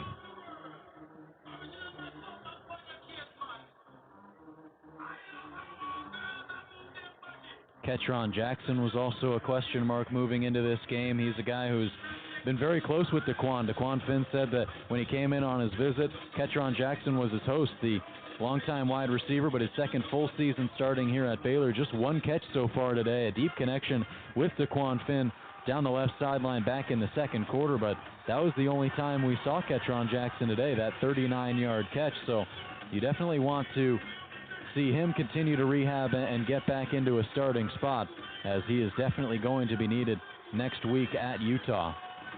Looks like we have a quarterback change. And we do. Yep. Sawyer Robertson in the game. Robertson, 4 starts at the end of last season as a freshman. The cousin of former Baylor quarterback Jarrett Stidham gets his first appearances in 2024. Got 2 wide receivers on the far side. Bears are moving from left to right now. He motions one receiver to the right, and now it's a quick handoff with Richard Reese, who's pummeled in the backfield. A 3-yard loss. Brandon Tolvert was there. Give this to Richard Reese. Reese got slammed there in the backfield down to the ground, but he pops right back up. He's okay, loses 2, and it's 2nd and 12. And like we were saying, having Richard Reese take hits like that, that's not good for a starter going into a game where it's 35-point lead. 3 receivers bunched on the right side. Now one of those was a tight end. He moves to the far side left. Ketron Jackson on the high side left as well. Robertson moving to his left, throws on the comebacker route to Jackson. It's through his hands. He was wide open, had 3 steps of separation on the comebacker right at the first down marker on the far side 28-yard line, but just straight through the white mitts. Seemed like Ketron wasn't exactly ready yet for that ball to come, because as soon as he came out of his route, that ball was right there. And so that's a very hard catch to make. Has been targeted twice today, 39 yards. Trips on the near side right. Jackson still alone on the far side left. Reese in the backfield as Robertson takes the snap from the shotgun under some pressure, rolls right, throws across the middle. Klopfenstein holds it down at the near hash mark. Runs across the 30-yard line, tackled across the 36-yard line by Ty Rawls. But that was a tight window that Robertson had to squeeze into Matthew Klopfenstein, but he pulls it down. So first catch of the season for Matthew Klopfenstein, listed as the 4th string tight end. Now a quick snap to Richard Reese, running to the right side, trying to bounce this one outside, but he's swatted down at the 41-yard line by Casillas Kearns, the cornerback making the tackle. 2 yards for Reese. And it's still going a lot of tempo right now, even with DeQuan Finn being out of the game. Yeah, still trying to push the pace with 3 wide receivers on the left side, nobody on the right for Robertson. Sawyer Robertson from the shotgun with Richard Reese to his left. Now he takes a snap from the shotgun. It's a run with Reese running up the middle, trying to stiff arm Caden Holt, but Holt wrestles him to the ground at the 43. And now Caden Holt is slow to get up. He actually hasn't gotten up yet. So as him and Richard Reese met the turf, it looked like he took the brunt of that collision, because Reese is completely okay walking back to the sideline. It'll be another injury timeout, and not what you want to see for Tarleton, as he's been a guy who's been a difference maker all game. Him and Ty Rawls combining for plenty of tackles on this defense. Yeah, he seemed to be pointing to his lower back, so maybe when Reese was stiff-arming and they were going down to the ground, maybe just hard contact with turf. Yeah, never a good feeling. Richard Reese, not a massive guy, but a guy who runs as hard as he does. Well, with how big these guys are going down with that much momentum to something with not as soft as turf, that's got to hurt every time. It seems that he's being assisted walking off the field. That's good to see. Yeah, 3 members of the training staff had to go over there and slightly help him up from the ground, but looks like he's pretty much walking back on his own power. But of course, anything involving that area where you kind of can tweak something right around your lower back above both of your hips, it's definitely not a good feeling. And you can tell by the way that he's walking, it's right above that right hip on the right side that he's grabbing onto, slowly walking back to the sideline. A leader on this defense is Caden Holt. Todd Witten so proud of having so many upperclassmen offensively and defensively. And when you take a look at the starting 11 on both sides of the ball, all of them are juniors and seniors. Caden Holt is one of them. Plenty of guys getting into this game for both teams, though, as 3 wide receivers are to the left of Sawyer Robertson, the backup QB. He takes a snap from the shotgun, heaves a lofting pass to Josh Cameron. It's just out of his reach. But in coverage there was Casillas Kearns. There was a lot of contact, and flags fly right in front of him. Yeah, there was a lot of contact between them two, and it's most likely holding or pass interference for Tarleton.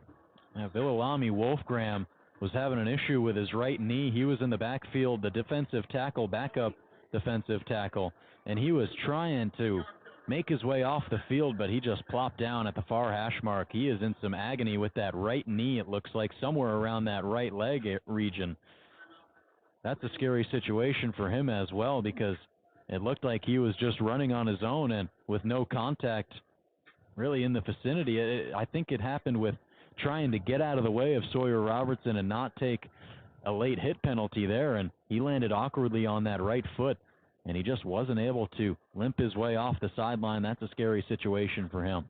Definitely for Tarleton, you hate to see in the same drive 2 really good players for you having to be helped off the field. Yeah, Wolfgram was a difference maker at Kilgore College. He transferred after 2 seasons there, was an all-conference defensive tackle. But now he's able to hoist himself up and walk his way back to the far sideline.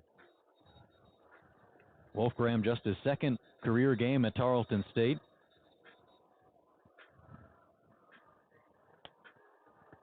But luckily enough, both of them were able to get to the sideline, and you hate to see when people are out on stretchers, so luckily they didn't have to do that. So 2 Texans going down on this drive for them with 5:06 left in this game. Empty set for Sawyer Robertson. 2 wide receivers on either side of the line. The near hash. Baylor offense moving from left to right. Motions Pendergrass into the backfield to his left. Now from the shotgun, takes the snap. Play action pass, throwing to Monterey Baldwin. Makes the catch on the button hook at the 41-yard line. Gets free of a tackle. Now running across the 40-yard line to the 35 and 34-yard line where he's pushed out of bounds. A 14-yard gain for Monterey Baldwin. Swift feet as he's able to scamper around 2 defenders and then up the far sideline for an extra 6 yards on that play. And now another defender for Tarleton State goes down to a knee with an injury. This one could have been an upper body injury. It looked like the defensive back there, he's grabbing right around his left elbow and leaning on a couple of the members of the Tarleton training staff. Boy, Tarleton is definitely going to want to escape Waco quickly after this game with the way their guys are dropping. 4 minutes must seem like an eternity for them right now with all these injuries. I mean, we're having to stop play every couple minutes because of one, and it's a terrible sight to see. And especially, it's a point that you brought up, this 38-3 game where you're able to see a lot of different guys get into this game, guys who aren't particularly starters, but these are guys who, if their backup's getting injured, this is likely the future of your team. Younger guys on this team who are set to fulfill those roles, and that's just not what you want to see for Todd Whitten. And, these games that you're able to polish your skills a lot against a team like Baylor, against a Power 5 FBS school, but it's kind of working against them right now with the amount of injuries that they're getting. And there's a lot of Tarleton players that were practice squad players or from community colleges and are just trying to prove themselves. Yeah. So for them to be injured is just really sad. Well, the drive continues for the Bears. Clock running at 4:40, 33, or they're on the 33-yard line of Tarleton State. Robertson takes a snap. Play action pass looking to the left. It's to the wrong shoulder of Ketron Jackson on the far side. That was kind of behind his left shoulder at around the 17-yard line. Jackson needed it a bit more in front of him down towards the 10-yard line. No chance for him to come down with that one, as it's the third target of the game for Jackson. Still just one catch. He is alone on the far side. The ball is on the left hash. Pendergrass in the backfield from the shotgun with Robertson. Two wide receivers to the right now. They'll motion Monterey Baldwin to the far side left. Robertson takes the snap, scampers away from Pendergrass, who runs straight up the middle and up that far hash line, but is only able to navigate for about 3 yards forward before he is stopped by Robert Rios. Just trying to grind out that clock now, get that 4 minutes to go down, and so both teams can go home. 4:08 and counting from McLean Stadium. Ball on the 30-yard line for the Texans. Two wide receivers on either side of the line for Robertson. Ball on the left hash as he takes the snap from the shotgun. Looking down the left sideline. Catch is made by Ketron Jackson, and he walks into the end zone. 6 points for Ketron Jackson, his first touchdown in 2024, and the Bears make it a 44-3 lead. Definitely something you want to see as a Baylor fan, having him score a touchdown. As you said earlier, he wasn't as involved. He only had one catch for 39 yards, but that touchdown right there is really important for him.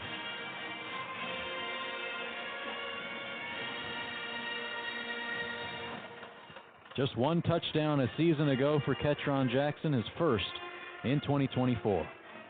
The second-year starter makes this a 44-3 game. Jack Stone will try to make it 45-3, and he does so easily. Splits the upright straight through, and the Bears have a commanding lead over the Tarleton State Texans, 45-3. And as we go now, I think Tarleton, with all the injuries they've sustained, are just going to run out the clock. I really think there's, they try to get rest on defense, and we saw what happened. Yep. So I think for the health of their team, they should just run out the clock at this point. We also haven't seen too much of Darrell Kelly. Also haven't seen any of Kayvon Britton in the second half as well. So definitely trying to rest some of those starters. And Kayvon Britton, the most talented player on this team, you're definitely going to want to keep him on the sideline right now. Definitely, and he has been stopped all game, and so trying to find some home run for him with 3 minutes and 51 seconds to go is just not a smart move for them at this point. Yeah, still leading this team in rushing yards so far today, though. 13 attempts, 68 yards. Of course, that 30-yard rushing play that he tore off back in the second quarter plays a big role in that mark. Other than that, was averaging right around 2.5 yards per carry. So this Baylor defense did a great job of limiting him. That was likely one of the biggest keys going into this game, as Jack Stone boots that one with his right foot from left to right and out the back of the end zone. But when you take a look at going into this game, it's really a one-dimensional team that you knew they were going to try to start establishing the run game early. They were going to try to get Kayvon Britton a lot of carries early and try to make him beat down this Baylor defense and move forward and try to put up some points on the board, but this Baylor defense did a great job of limiting him, and the notion going into this game was if you can beat Kayvon Britton, you can beat Tarleton State pretty handily. And that's exactly what we've seen. Rather than that 130-yard play, he hasn't been able to do much.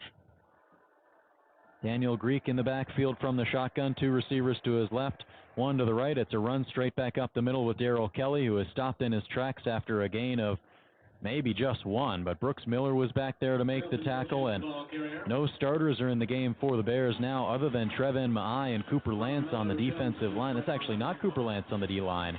It's not Trevin Maai either. It's Trey Wilson, so there are no starters in this ball game. Daniel Greek, of course, the third-string quarterback.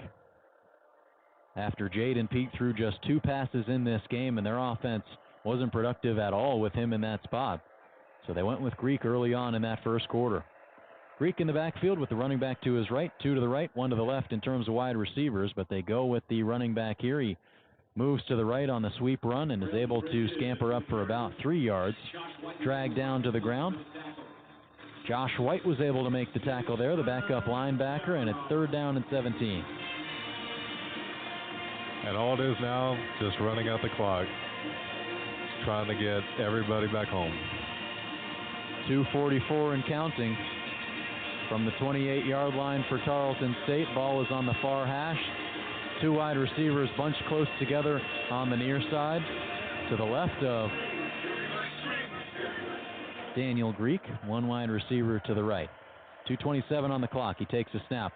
Running straight up the middle is Kelly, trying to navigate across the 30-yard line. Now he's upended and taken back a couple of yards, but forward progress almost brought him to that first down marker. They'll say he was stopped at the 38-yard line. First down marker right around the 40, and it'll be 4th down and 3, the scoreboard reads.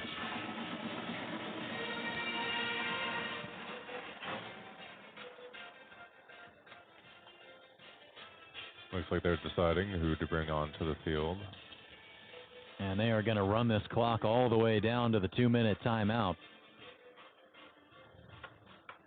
Wisely so, as they're trying to eat up as much time as they can, but we'll see what Tarleton State ends up doing when we return from this break. 2 minutes to go in the 4th quarter from McLean Stadium. Bears leading 45-3 as you're listening to Baylor football here on Baylor Lariat Radio.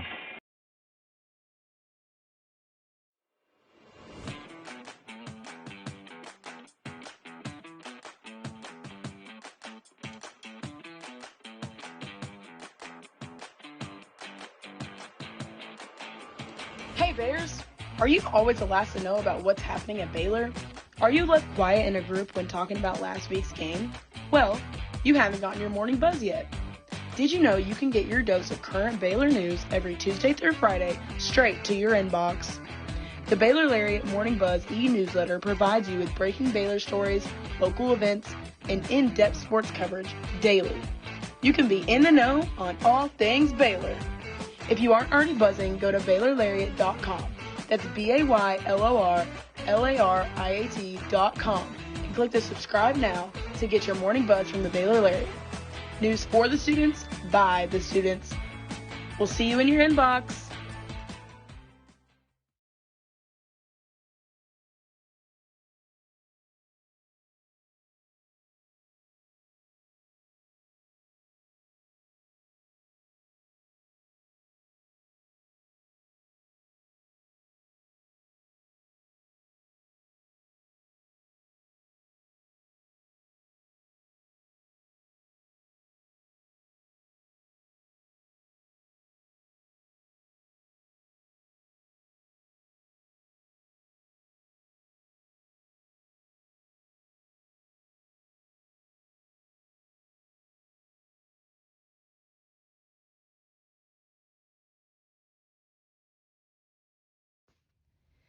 Hey there, Bears.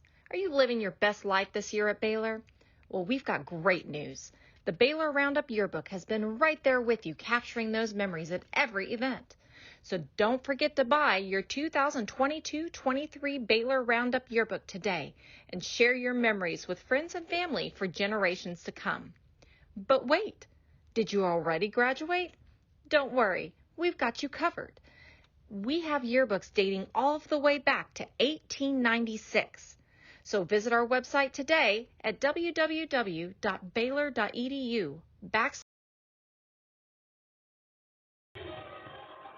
2 minutes to go here in this ball game as Tarleton State, 4th down and 3 from their own 32-yard line, and from right to left, Adrian Guzman, their punter, standing at the 19-yard line, is ready to send this one away towards the north end zone, and Josh Cameron, he takes the snap, boots it with his right leg. Cameron, fair catches, and at the 29-yard line of Baylor, he hauls that one down. So the Bears will be moving from left to right, from north to south, towards the big scoreboard at McLean Stadium, and boy, what a way to blow out these Tarleton State Texans 10 years to the day after they christened this place with a 45-0 win over SMU.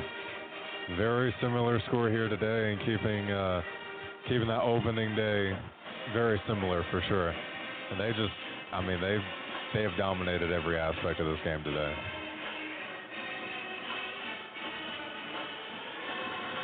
New quarterback into the game for the Bears. Nate Bennett, the freshman out of Westlake, California, takes the snap. High snap from him, and it is a rush straight back up the middle by one of the members of this running back room. We're going to have to go deep into the charts to find this name.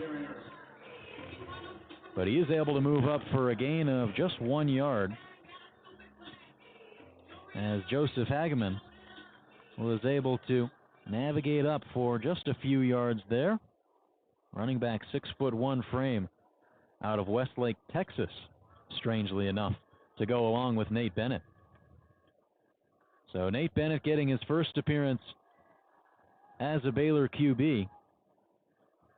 Bennett attending Oaks Christian High School in California, but he hands it off to Hageman once more, who topples over one defender and is able to fall down to the 35-yard line. And the clock now ticking beneath 1 minute here at McLean Stadium. Looks like they only need one more play, and then that should run out the clock. 3rd down and 5 from the 34-yard line. Bennett receiving some play calls from the near sideline from Baylor. Cameron Bonner is in this game for the Bears. Gavin Byers on the offensive line. Sidney Fugar stays in the game. Alvin Abasale is out of the game as well. Jonah Burton in at wide receiver.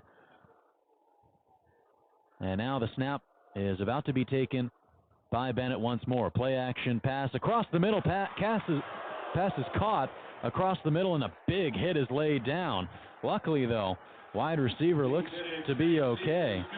Micah Gifford, his first catch of the season, over the 50-yard line, got pounded. That was an intense hit. And that's going to put an end to this game as the clock ticks beneath 10 seconds. Micah Gifford hauling in that last one, but right at the 47-yard line, the Bears are all standing, and now they will shake hands with the Tarleton State Texans. They win it in week 1, 45-3 in dominant fashion. 10 years to the day after they christened McLean Stadium with a 45-0 win over SMU. The Bears are trying to rewrite their script and continue to write that script into 2024 as they win it 45-3 over Tarleton State here on Saturday night. So what a way to put an end to week 1 as the Bears improve to 1-0 on the season after dropping 4 straight games to end their 2023 campaign. Yeah, great way to start the season, and like we said at the beginning, the X factor was Kevon Britton for Tarleton, and minus that one really long 30-yard run, he was kept in check. The offensive line did their job today, the defense line did their job today, and so Randa was right. Those were 2 really big improved parts of this offense. And DeQuan Finn did have a couple mistakes with those interceptions, but he did flash a lot of that rushing potential at the beginning of the game. So everything that Baylor fans wanted to see, I think you saw it. A couple problems to fix, definitely going into a big player next week in Utah. Yep. But overall, for them, for Baylor, it was a good week. Definitely a great week for Baylor, as we were talking about on the Don't Feed the Bears podcast on Thursday afternoon. Myself, Braden Murray, Jackson Posey. Braden thought that this was a game that maybe didn't matter that much. It was a game that they should probably overlook, probably blow the brakes or beat the brakes off of Tarleton State and get into Utah with a 45-3 win. But I think this game meant a lot for the Bears because this is a game where you prove that this offense came somewhere from the start of the spring into the fall. And Boy, did they, because a 42-31 loss last year against Texas State to open up your season. I know Texas State, Tarleton State, not the same programs, but now you sit here a year after that and 10 years after beating SMU to start off history here at McLean Stadium. But a big win as the Bears, they proved a lot in this game, and I think that they proved that they are better than the 3-9 team that we saw a year ago. Definitely, and it's a week that got a lot of people reps that needed it. And getting cohesion with everyone, saying that, like, hey, a year of experience for people on the offensive line has really helped us out, allowing, I think, only one sack today, and getting that consistency with everyone is just paramount for this team going from a 3-9 season. And it's a 3-9 season that the Bears definitely learned from, and guys like Caden Jenkins said earlier on during this offseason that's a program that's not happy with the way that last year went, and they are ready to flip the script moving into 2024, and they just got off on the right foot. A 1-0 record, but one last question for you before we sign off, Aiden. 1-0 is the record for the Bears. How do they make it 2-0 next week going into Utah? I think going into Utah, you're going to have to minimize some of those mistakes from Finn. You're going to keep the consistency up on defense. Keep the overall aggression you had, the chirpiness, that energy that we are coming in here today and we are going to win. For Baylor, that's what you have to have, that type of mentality. And so I think that's really paramount next week. And then figuring out, too, are we going to get Dominic Richardson involved or not from Baylor's perspective, of course. And that's going to be the key questions going into next week for Baylor. Yeah, for the Bears, they'll be taking on Utah next week at 2:30 p.m. Central Time. Their second game of the season, as Tarleton State will move on next weekend to play at Houston Christian, a 6 p.m. kickoff. Their second straight 6 p.m. kickoff. And it will be taking place at Houston Christian next Saturday. So they'll be looking to right the ship to improve to 2-1. Bears will be looking to continue this win streak of 1-0 to 2-0, hopefully for them. But, of course, you got to appreciate these small moments as Baylor fans. Just 3 wins last year. None of them were against FBS opponents. Of course, this is an FCS opponent, but it's a step in the right direction, and hopefully the Bears can build on that moving into next week. But that's going to do it for us here from McLean Stadium. We appreciate you all tuning in to Baylor Lariat Radio for the first time in the fall of 2024. I've been Joe Pratt, and you've been listening to myself and Aidan O'Connor during Week 1 this season. Please be sure to tune in to everything that the Baylor Lariat is offering you after this game. Foster Nicholas writing a post-game recap that will be posted on the Baylor Lariat website later on tonight, along with Jackson Posey's sidebar feature story that will also be posted on the Baylor Lariat website later on tonight. And also to go along with that, 2 video packages made by Braden Murray and Aiden Pham. So definitely be looking at the Baylor Lariat YouTube, the Baylor Lariat website for all of that information, and continue to tune in to Baylor Lariat Radio throughout the rest of this home football season. But we appreciate you, everybody, for spending a little bit of your Saturday night with us, and we'll talk to you in a couple weeks as the Bears take on Air Force at McLean Stadium.